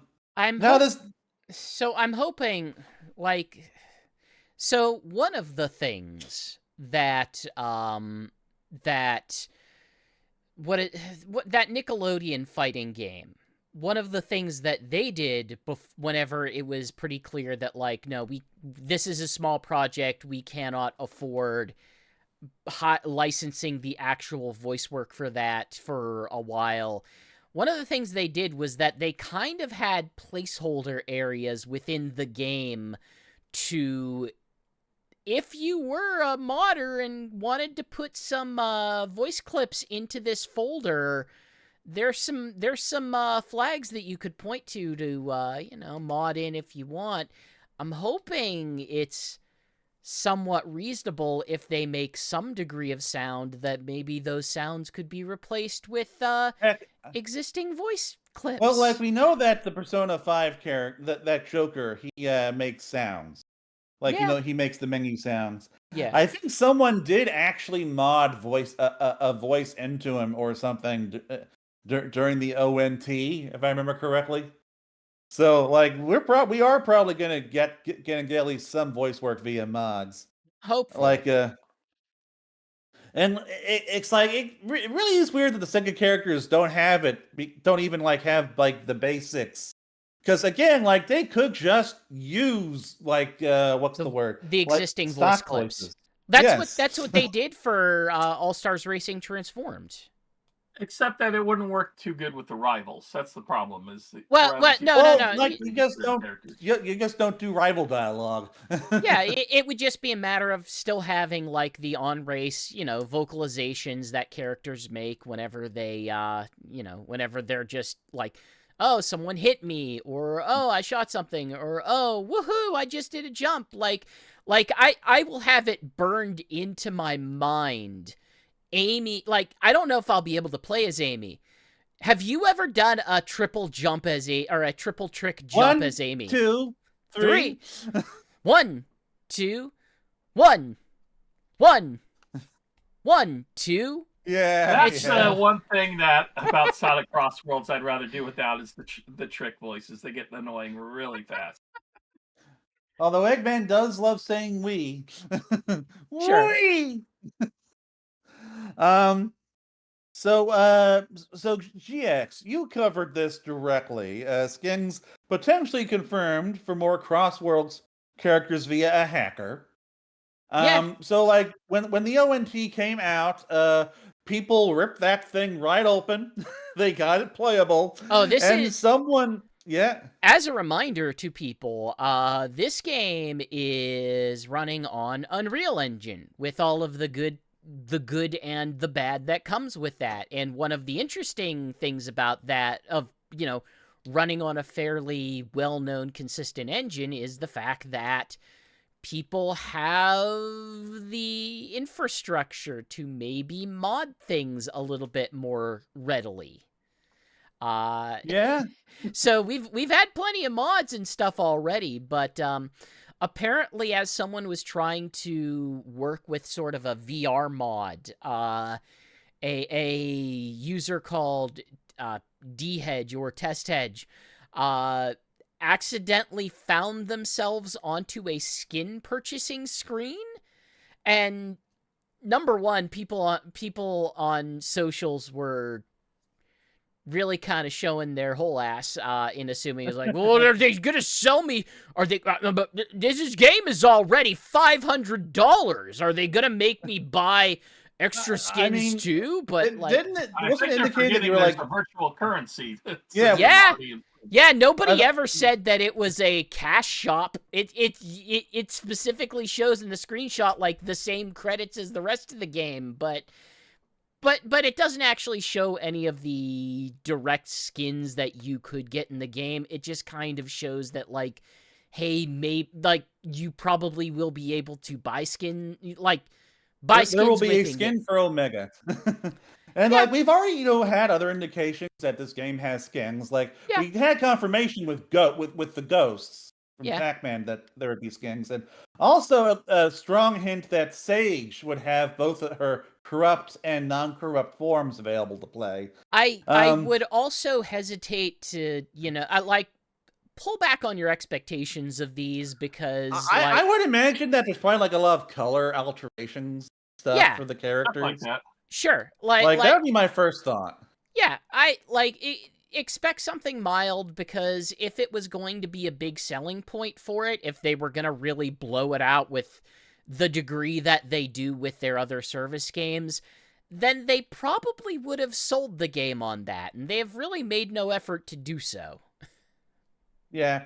Of course, I am left wondering if that's like how the Sonic Prime characters work. It seems plausible, but it also feels like they did not do that for... Like, they did not give them the same asterisk that they gave the ghosts. So Yeah, they did not. Yeah. But like I don't know. For me, I do hope that they at least do a few cool things with that. Like I don't know, give us like some extreme gear, clothing, or whatever. That seems like the most immediate thing that you could probably do, is like most of these characters do have existing extreme gear costumes. Like even Cream does. And Oh man, I hope if that's the case, I hope Omega gets some extreme. Ooh, I hope Zavik and Zaz get extreme gear outfits somehow.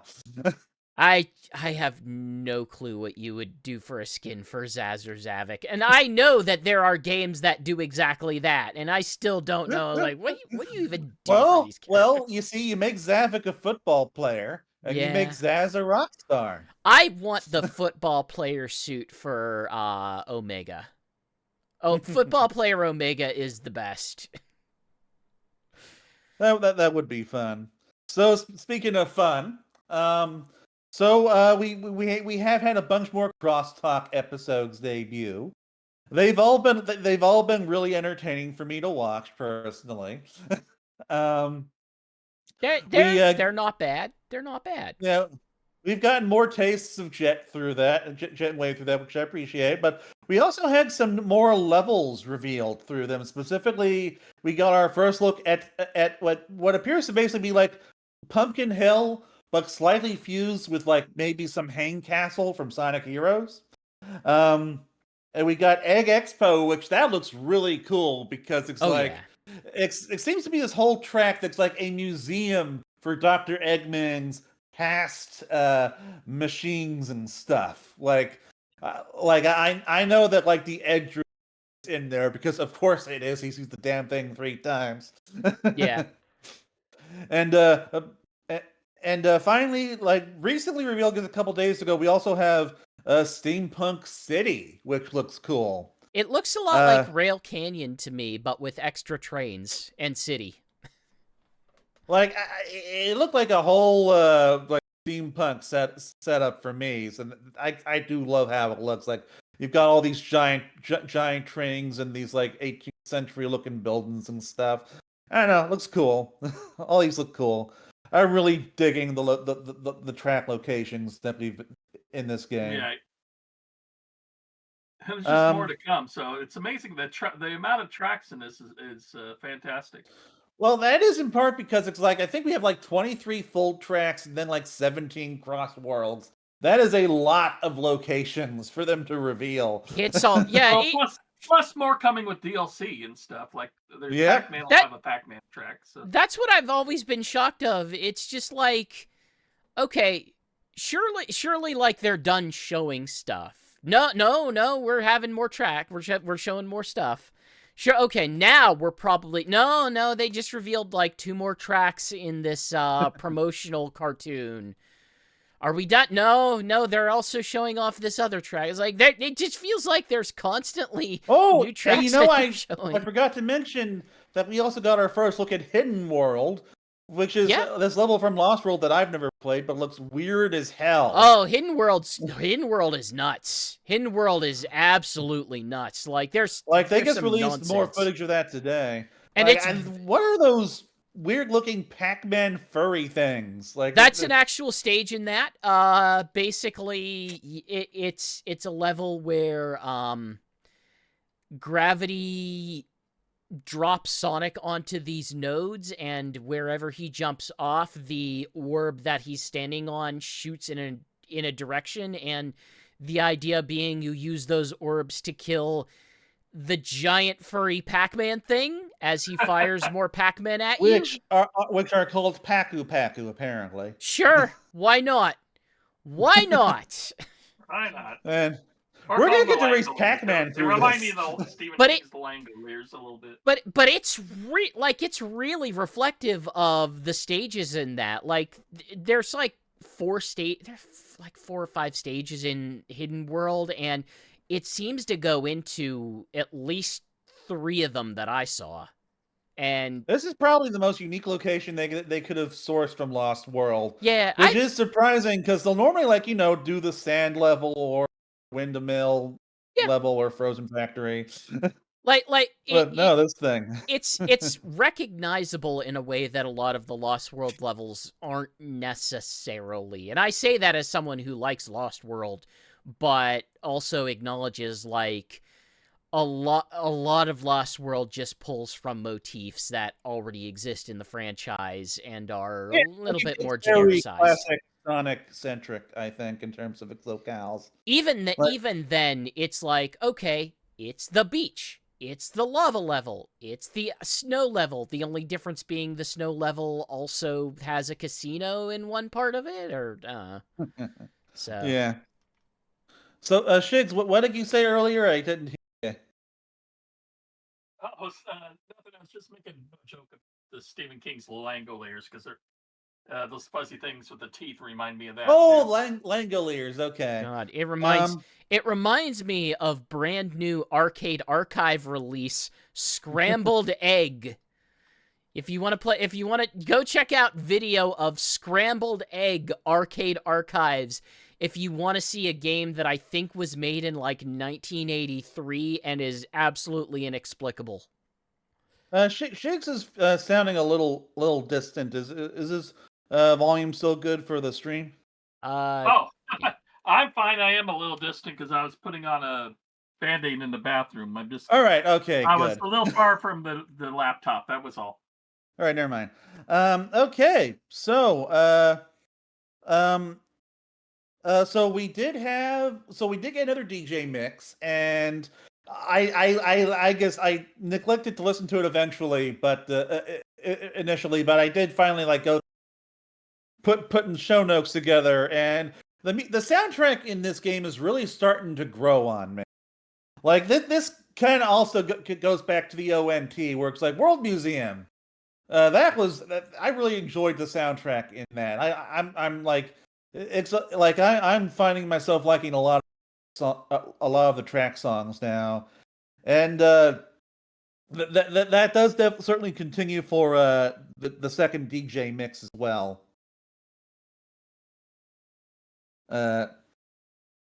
Okay, I'm assuming no one else has anything to say about it. Not So really. I mean, I've listened to some of them, and they're all right. So moving on. Yeah, Oh yes. It feels like video game music to me. Like I don't have strong feelings about them. I don't think it's particularly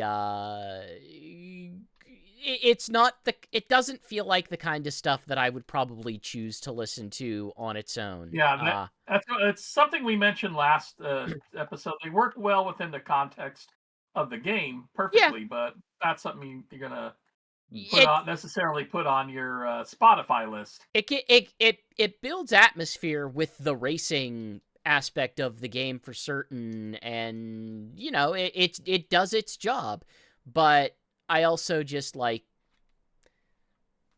it's okay. I kind of like the original versions of a lot of those songs a lot better than I like these specific remixes. It's fine. It's video game music. So they did debut that Sonic Racing CrossWorlds animation during during their big live stream. That was cool. That was very Oh very god. Like look, it was kind of like borderline a music video, but Yeah, like it's still probably my favorite one of these now. Oh, I prefer the Team Sonic Racing one. Like the Team Sonic Racing one is more like comical in that. This one is like it told much more of a story. Cool. Yeah, this one has just had so much intensity and action to it that I've seen in pretty much any Sonic action animation previous. Yeah, sure. I loved it. Like it's got a great sense of style. It's got great action. I love the animation. It was all style, no substance, and I kind of would prefer substance. But it had style. I mean, like it did style very well, but it had no substance. Shadow pretty much murdering the Babylon rogues in it. Yeah, Shadow just took them apart in less than 20 seconds. It was insane. like I don't know, the substance of Team Sonic Racing was not nearly as entertaining as the style in this. I disagree. I like there like this is I enjoyed I am not just saying it's bad. I'm saying like as a purely visual experience, yeah, it's pretty good at what they did. But I would also say like I probably liked every other Sonic animated thing that they've done more than it. Like I would put Chow Tales above it. I would put Sonic Superstars, whatever that thing. I forget what it was called. It was something with Fang. I would put that above it. I would put Team Sonic Racing above it. I would put the Sonic Mania ones above it. Like the fact, yeah, it's just.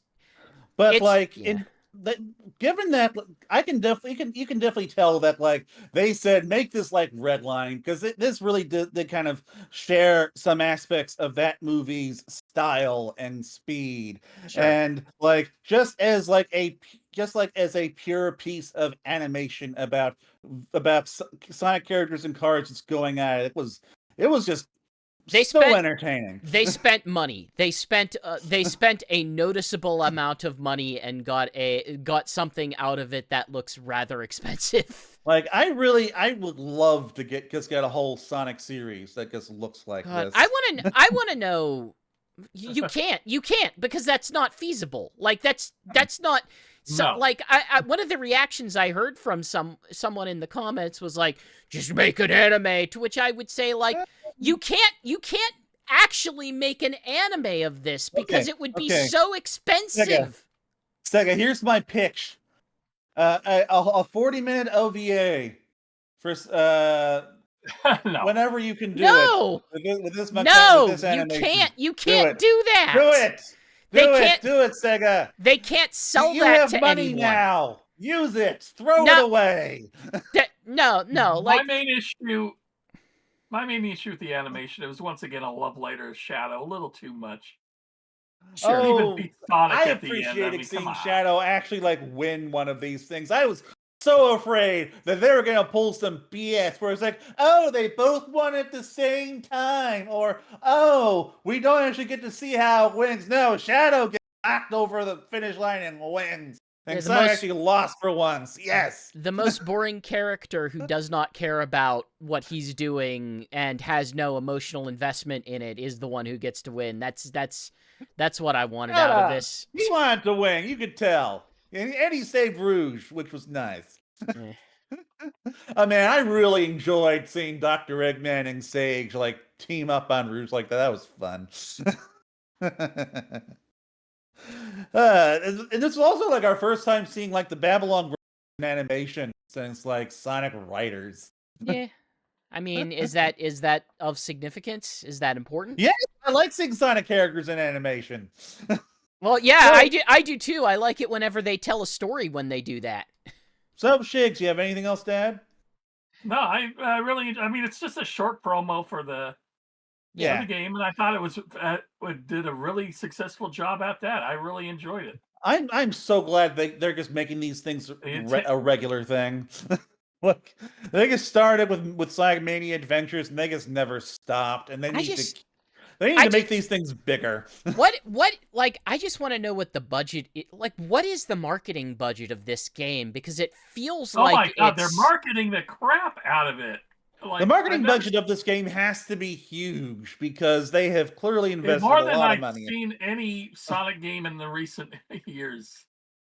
Yeah, I mean, and they've done plenty of YouTube promotions for Sonic games in the past, but nothing like this. I can't like even Frontiers. I don't think is anywhere close to this, and this game hasn't been announced more than a year back. Like we are still in like what it was December at the Game Awards is whenever we knew this existed. Yeah, and then like almost immediately after, in like a month, we got the first network test. And now we're getting like we've gotten 2 CNTs. We've gotten 2 public betas. We are getting a demo later this month, single player. Like they have never done making these demos cost time and money. They have never done they haven't done one of these since Sonic Unleashed, maybe Sonic 06. I don't know. But like it's been at least a decade since they gave us any kind of public Sonic demo, and now we've gotten 3.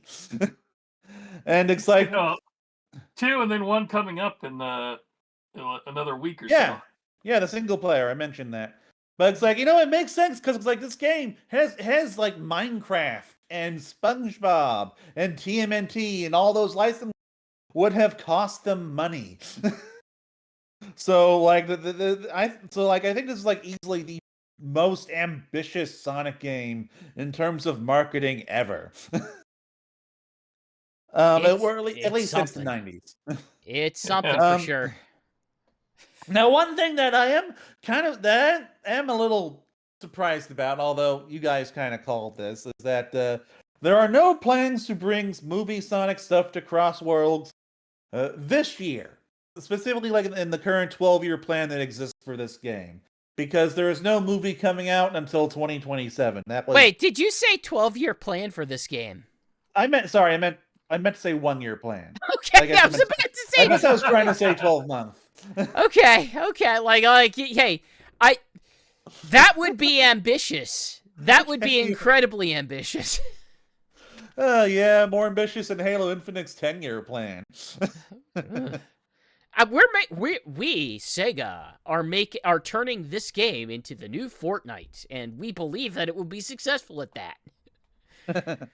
But like, yeah, like I've got to imagine that if this game survives past its initial year, we will be getting some kind of movie content for it. But there's not currently anything. So that does I like that. I remember like when this game was first announced, I was like, man, this is gonna have movie content in it, because look, it has like Shadow racing through a realistic road, like that means movie, but no, that was wrong. Shigs, please, why is there a please? What do you mean? Please ignore that. Don't. Because because something broke in the overlay website, okay. and it's now showing our avatars, and I'm trying to see if I can manually. There we go. Right. We got the standard image ones that don't glow. All right. Shigs, anything to add on that? No. We're just talking about it. I mean, like I said, it's the biggest promotion they've done on that, and they're still doing more of those crosstalks, I'm sure, before the we have two ongoing TailsTube and the crosswalk. Yeah, they're just happening at the same time. Both of them involving like Jet just coming in to explain things about the different characters and stuff. It's like, wait, what? It's kind of funny, is Jet with a normal Tom voice sounds quite a bit different than his more attitude voice in the game does. He's got a little. He does sound a little more birdy, but not in an annoying way, which I still appreciate. No, he's got a little bit of Joe Pesci in him, I think. But like, I Jet, really do like his new voice. I'm going to be honest. So Jet did pop up in the TailsTube, and he was hilarious. And Sonic was being, so condescending in the background. Yes, ooh, wow, and like that is how he cool. should be the Jet. And that is how everyone should be in the Jet. Oh, he is so cool. I am in awe of Jet the Hawk. Like Sonic, he deals with actual threats. Like, what is this extreme gear doofus doing in the same room as him? Whenever Jet's on screen, everyone should be asking, "Where's Jet?" Whenever he's on screen now. Yeah. But like that latest TailsTube that we got a few days ago was just like, given how the marketing centric ones used to be, this is like easily the best, I think. Yeah, it's fine. It's good. It's like they injected some characters in it. It gives no meaningful lore to the people who are specifically looking to get that out of it, but also like, these aren't inherently for those people. They just sometimes give those people something extra. These are for TailsTube does the same thing that the CrossTalk stuff does, which is to say, these exist to reintroduce new fans and distant fans to, like, this is who the roster is, this is who these characters are, and to do it by, injecting some believable personality and authenticity into it. Then Jet told Tails to shut up. Yeah, that's believable. But like the lore we got from this was that Sonic can be a condescending. I appreciate. Yeah, like it's the kind of Sonic I've been wanting to see more of. So it's not actually seeing him in something, even if it's not like anything of consequence. I'll take it. Sure. So. The final piece of CrossWorld news is one I am particularly happy about, because, of course, I am a fan of Nikes, and Nikes has seemingly been confirmed for CrossWorlds at this point in 3 different ways. So, but this is the big one. So, like, okay, So we did get the leak that like was showing off how festivals could work and was showing a Nikes festival. But then like during that TailsTube, we got a clearly Nikes themed extreme gear. And now I guess just yesterday the box art for CrossWorlds has seemingly leaked with a new render of Nikes from Journey of Dreams on the back, next to replacing Hatsune Miku and sitting next to Ichiban and Joker. And yeah, like it seems like this would seemingly confirm the character coming. I mean, yeah, they still have the character. It's kind of funny. Like, it makes sense that they certainly wouldn't lead with that character, given that they haven't done a Knights project in decades, and certainly probably don't have one in the hopper. Like, they've kind of I given would be us surprised. they've given us a sense of like these are the things that, although that's something I hadn't considered, is the possibility that we have two other villains in that to be announced in Shinobi. One of them could realistically be Nightmare Guy or Wiseman. whatever. Yeah. Wiseman or Riala, either one of them. Yeah, and it's so weird that they didn't announce him until it just happens to be on the box art. It's a well, they didn't announce him at all. Like, this isn't an announcement. Yeah. This is just like, hey, someone in New Zealand found the box art that they're using to promote the game beforehand, and yeah, it's sure. I've got to imagine. What I mean is, like, he's not even announced until the game will officially launch. To be fair, it's not on the box. It's not as if they haven't been making announcements, though. Like, they've announced quite a lot of other things, like... Yeah, maybe it's just a time thing. Yeah. I am just surprised that they have Nikes on the back of the box and not Hatsune Miku. Like, I would think... well, as we were saying before with rights thing, SEGA doesn't fully own Hatsune Miku, so maybe that's why.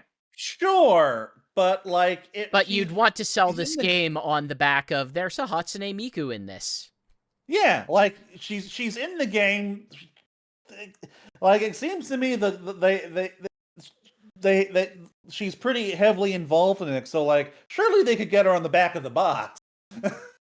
Maybe. But regardless, like, I'm not complaining because I got my I seem to have gotten my confirmation of Nikes way sooner than I might otherwise have gotten her. So, like, awesome. Sure.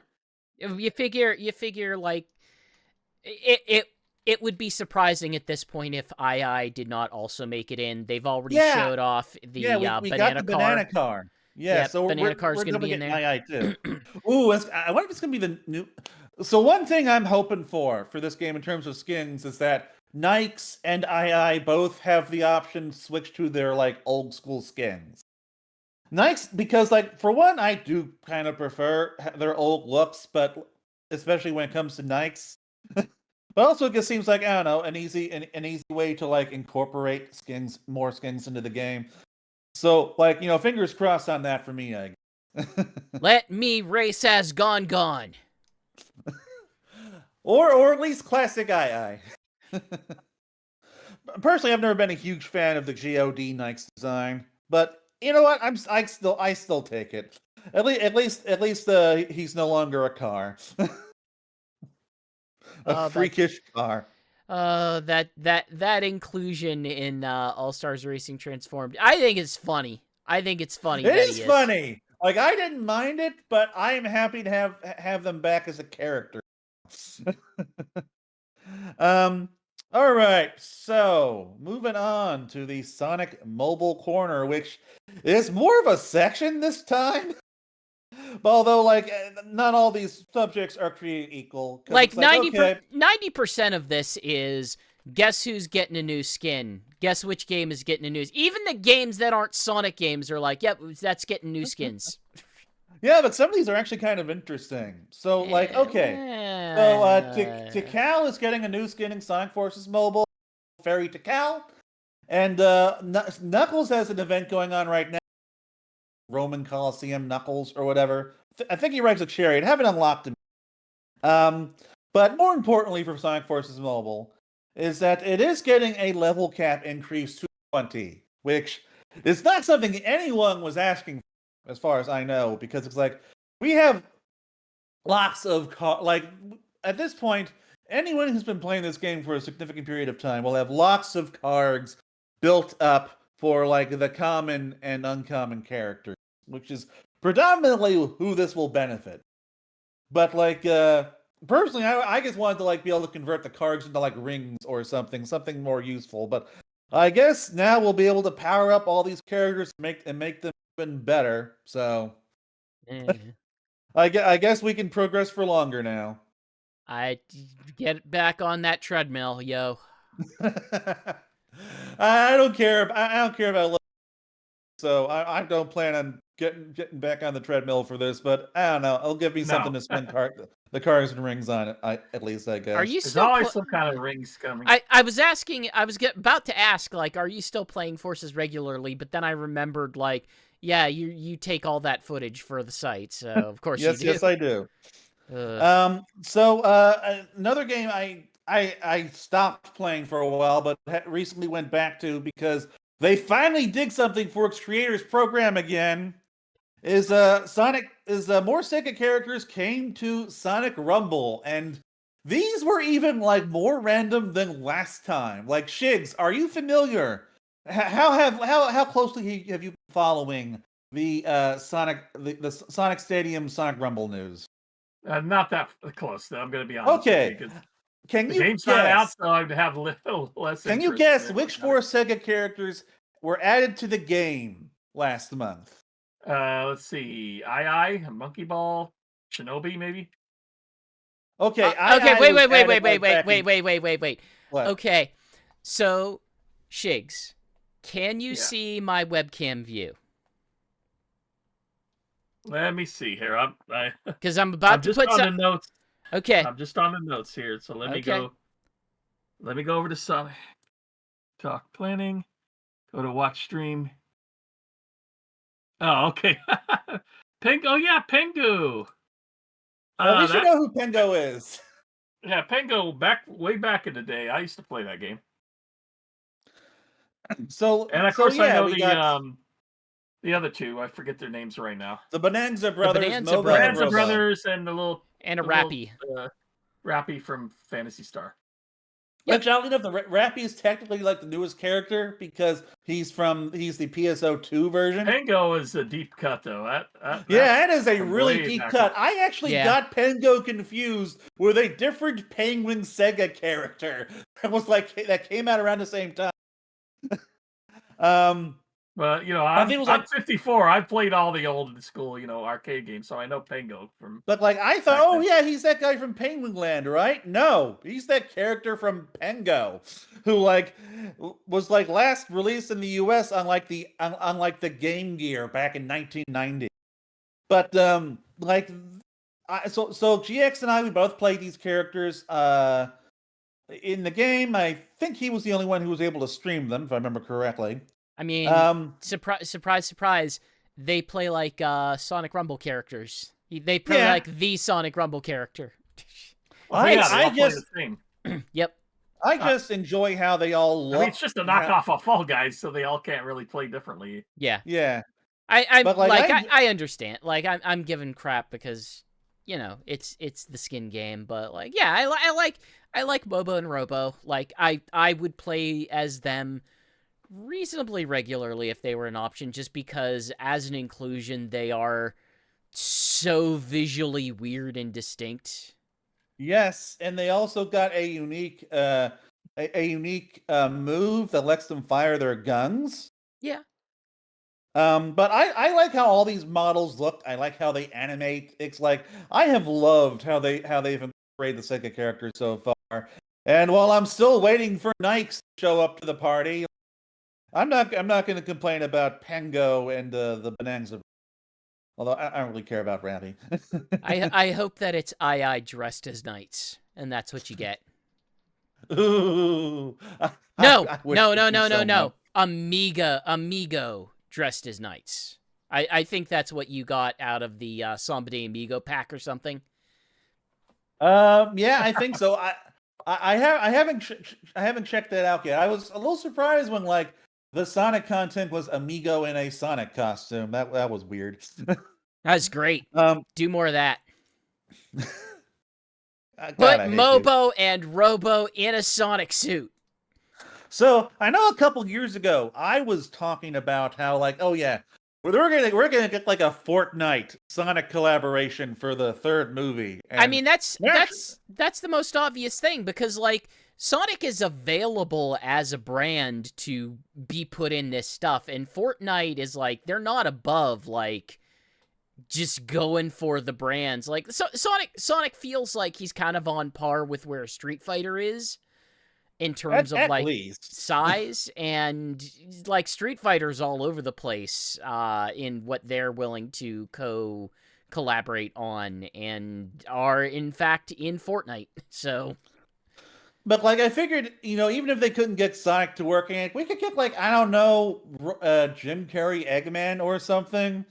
But no, and we didn't. And instead, what we have gotten is a PUBG mobile collaboration with Sonic, which for me is even more out of left field because like that is just kind of a more realistic game, and it's also like not as big as it used to be. Like, it for those of you who don't know, PUBG Yeah, stands for it's like such a Players weird. Unknown Battlegrounds.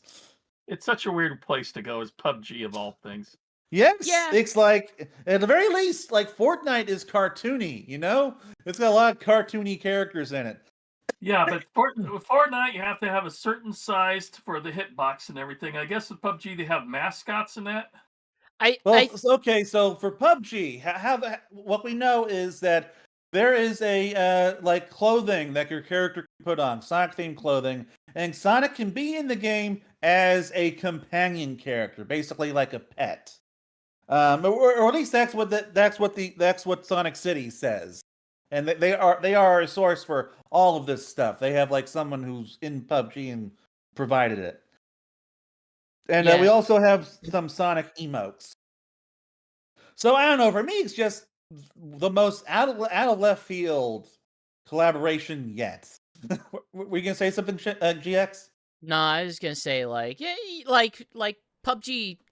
PUBG's still big enough that it can still go for this stuff, but it is very odd that that they are going for Yeah.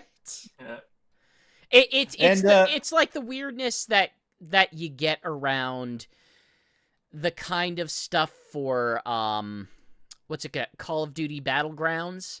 Like whenever you Yeah, there was like Diva's butthead in there or something like that. exactly, it's like this doesn't feel like it stylistically goes for what you would expect, but I guess everyone's kind of chasing the Fortnite-ification of it all. Although PUBG, like that was like kind of almost the original Fortnite in terms of like gameplay styles. Like, Oh, Fortnite cribbed Fortnite is its... a rip-off of PUBG, Yeah, basically. yeah, look, Yeah. Fortnite was a different game. They transformed it into a PUBG in like a couple weeks in order to try to do it, and now it's the biggest thing ever. Now they're trying to turn it into a metaverse, so... I do feel kind of bad for Players Unknown Battleground. PlayerUnknown Battleground, it made its money. It didn't become the greatest, biggest thing ever, but you know what? That game did just fine. Yes, it did. So I was going to talk about a story that Phelan wrote. Sonic Speed Simulator provided overhauled its battle system to fix major grinding issues, but I did not have any time to read it before the show. So okay, as near as I can tell, Sonic Speed Simulator seems to have at least made itself less grindy. Although, from what I've heard about the Lego going on right now, it's still pretty grindy. Look, it's... Roblox is a bad economy for games. It's really heavily leveraged against the people who actually make things for its platform. It's a massive pain in the butt to actually get money out, and The platform holder seems very intent on making sure that it is exploitative to that degree. Like, if you're Epic Games and you're complaining about Apple, they take 30%. Roblox takes a lot more than 30%. I'll tell you that much. I do know that they're like under investigation for child labor now, I think. No, I don't think it's child labor. It's like children's access to inappropriate content and children's access to like or protection for children against people who wish to do harm via the Roblox platform. Like it's the kind of thing where, like, yes, Roblox absolutely needs to be held accountable, and it's nice to see that they're being held accountable. But also, I think it's the state of Louisiana and their government. And so what Louisiana sees as accountable might not necessarily align with what I see as accountable and what I see the fixes for that would look like.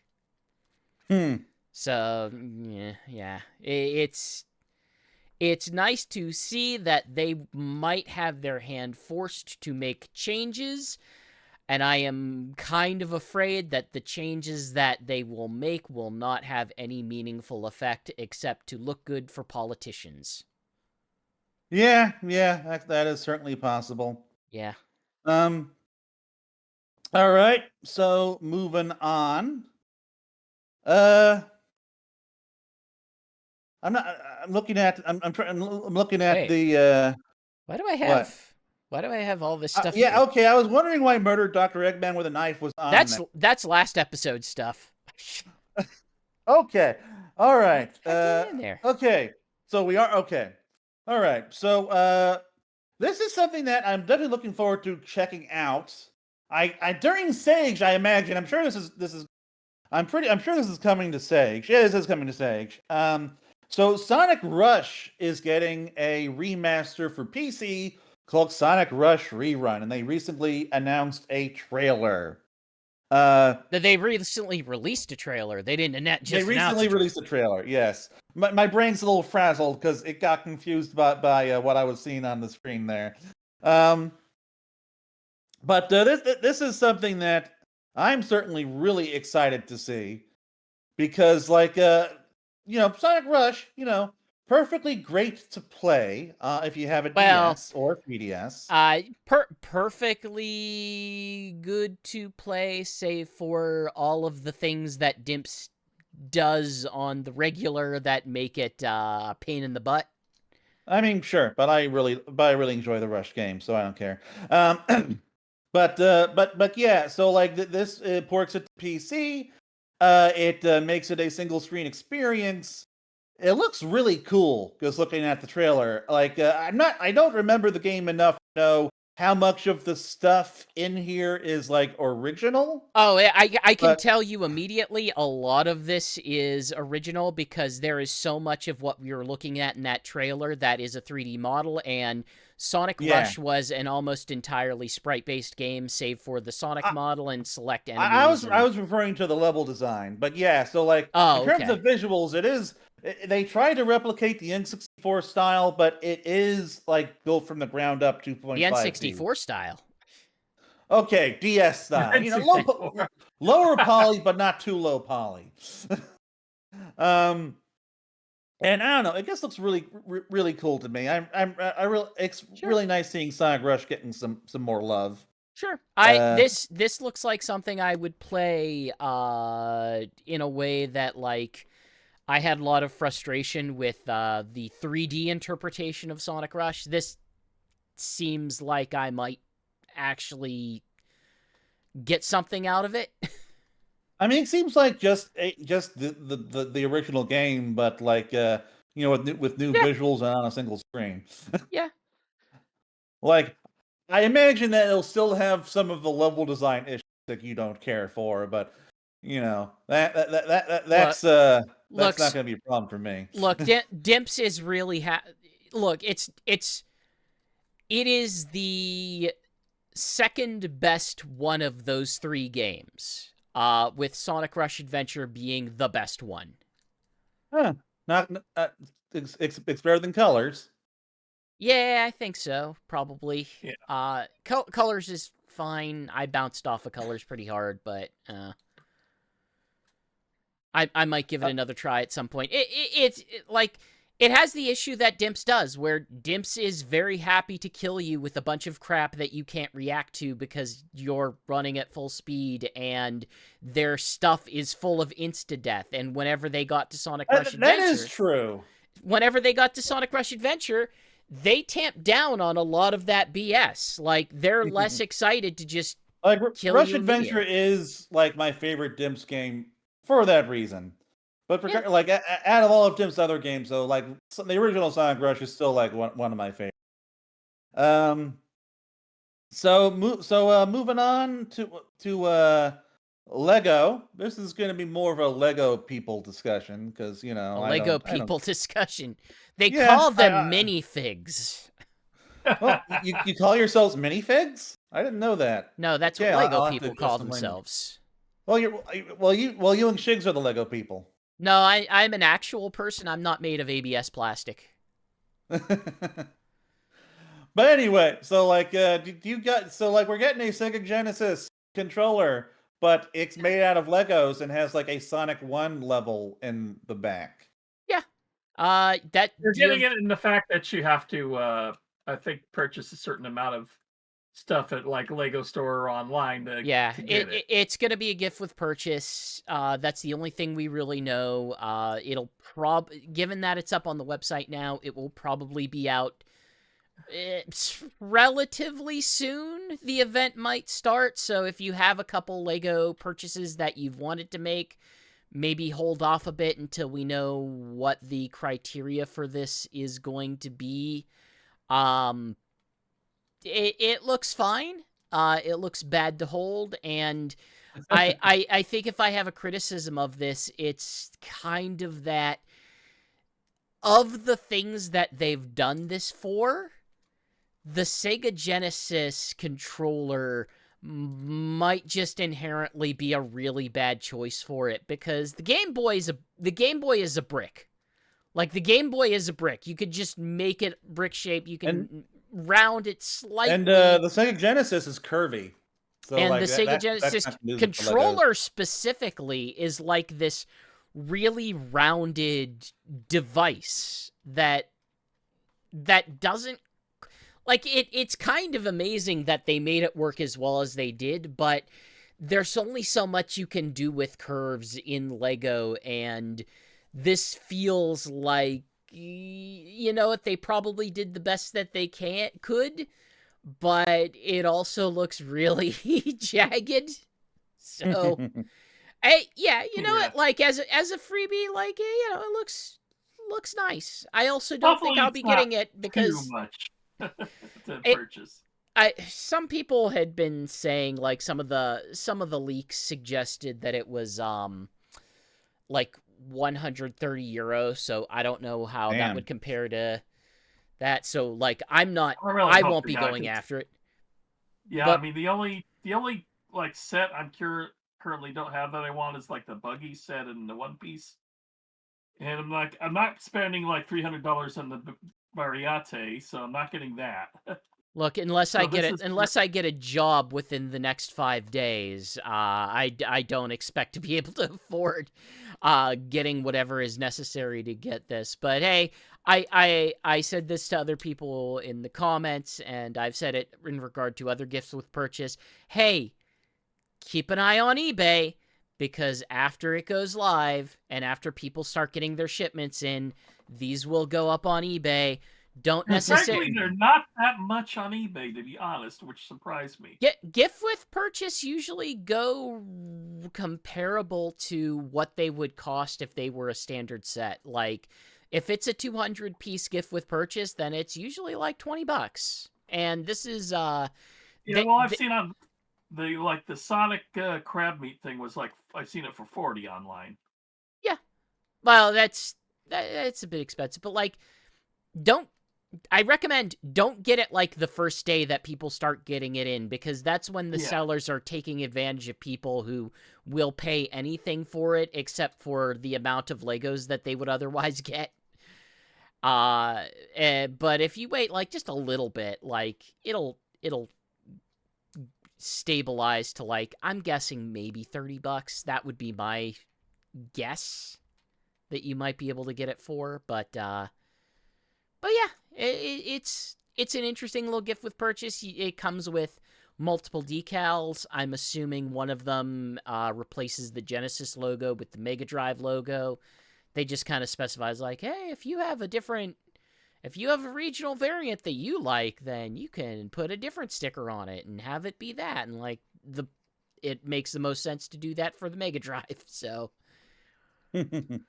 yeah, it seems fine. Yeah, that's about it. There's not much more to say to that. Keep an eye out. All right. We'll let you know whenever it goes live. All I know is the closest I ever came to wanting one of these was when I thought the Game Boy could actually play games, because that's what it could take. No, I don't know why you thought that. Because they showed it like with a game on the screen, and I thought, "Oh, can this play games? No. That's cool." No, it's no. No, it's just some Lego build. No. That would be a significantly more expensive product. Yes, it's just a little. It doesn't take that much computer power to run a Game Boy game. But it doesn't take that much computer power, but it does take computer components. So, moving on to our final news item.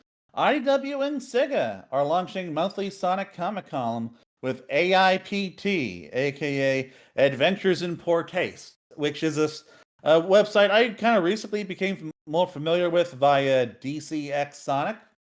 Because they would often like get preview pages and stuff for it. They seem to have connections to some extent. They say they've been around for about 9 years. I haven't heard from them prior, and I can't get a good grip on exactly how big they are, but they have a lot of weird, different content that is vaguely nerdish related.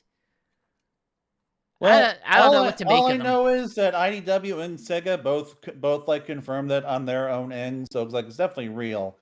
And this is basically going to give people a way to ask the creatives on the comic questions. They're going to get exclusive news, never before seen art. So like we will obviously be reporting on what they say monthly. We might get some cool stuff out of that. I am assuming that this is largely led by some connections they have with IDW, because this is not their only one. They also have like, they do a similar deal with the Ninja Turtle franchise, which is, you know, the other big IDW franchise. So, well, I wouldn't even call Sonic a big IDW franchise. I would. Ninja Turtles is number one, followed by Godzilla, and then maybe. I mean, Sonic's still like Sonic is supposed to be a big seller for them. Yeah, except they can't seem to get out a monthly comic. It's half the time it's bi-monthly. It seems like, where Ninja Turtles has like 3 or 4 different series going on at once. I mean, but like SEGA, because as near as we can tell, like the fact that Sonic doesn't have the same is largely like Sega's thing. You know, like they don't have enough people to go through all the comic book material and like approve more than one comic a month. So frustrating. Yeah. Congrats to them, I guess. Since that's our last bit of news, should we review the latest IDW Sonic, or do we have time? I was going to ask you if you wanted to do that. It is a bit late. Can you do it in 15 minutes? Okay. Yeah, I think so. How about 20 minutes? Because I forgot we have a lead up, and I'm just looking at our recorded time. You do often forget we have a lead up when you're looking at how long we've been. So yeah, I think we could do 20 minutes. So like as I understand, Shigs, like you really enjoyed this comic. Yeah, I enjoyed this issue quite a bit. I'm certainly really enjoying this setting. I really like how Lunar looks. I really enjoyed Sonic, the rival, the kind of the chase between Sonic, Tails, Yeah, Rouge, that bit and of action Shadow. between Sonic, Yeah, Tails, and Rouge. like And it's nice to see Tails get an upper hand on something for a change. yeah, and he isn't completely useless when he isn't just using his brains. That is nice. Um, and it was also just like really cool seeing Sonic and Shadow go at it. Like it really feels like we're finally getting a better look at their like rivalry dynamic. Like Sonic he's a bit of a goofball in this. Like in the first couple of pages, he is like sitting bored at a party, putting olives on each of his fingertips. um, which man, that feels like something that um. While Shadows, of course, they're trying to be all serious and stuff, and it just kind of sets up a nice dichotomy between them. And then, of course, we have Sonic and Shadow. They're all there trying to catch any Chaos Emerald thief who has stolen 6 of the 7 Chaos Emeralds, and so they are watching over the 7 that is at this party at this mass party at this city called Sequin City, which seems to be all about like parties and carnivals and stuff, and everyone was wearing masks. Yeah, it's nice to see kind of a unique take on a village instead of just Yeah, the same It's like true. village area. They've never had in this series before a city based entirely on like carnivals or parties or casinos or anything like that. Well, we've never had a populated city, that's for damn sure. We've had empty Eggman casinos and stuff. But like this feels almost kind of like a One Piece island, which is nice. Like it still doesn't have nearly the depth you'd expect from even a One Piece movie location, but hey, you know what? It's something. Uh, but like there's like this troupe of performers who do all these tricks up in the air, and like right after that, Lunar comes in and steals the Chaos Emerald, and that ignites the whole chase, and like Then the loop on the third theme plays. and it's like so like Sonic is trying to keep Shadow from catching them, and we don't entirely know why beyond like, hey, like Shadow's probably gonna be pretty rough with this kid, so you know it kind of makes sense that Sonic would want to get to them and the Emerald first. And so that's like, and so that sparks the whole aforementioned chase I mentioned. That was really super cool. But it turns out that like Sonic put a tracker on the thief, and was trying to just let them get away so that they could follow them back to their lair. And it ends with the revelation that like Lunar seems to like have a split personality and has no idea why they're there. So like yeah, like this is a really fun start to the story. Yeah. So Shigs, what do you think? Yeah, like I said, it's a nice little unique land. It's got a interesting, character villain or villains. I think the whole troop is family probably in on this. Yeah, probably. I suspect they were like meant to be a distraction for the robbery. And I enjoyed the interactions between Sonic and Tails with Shadow and Rouge in this one.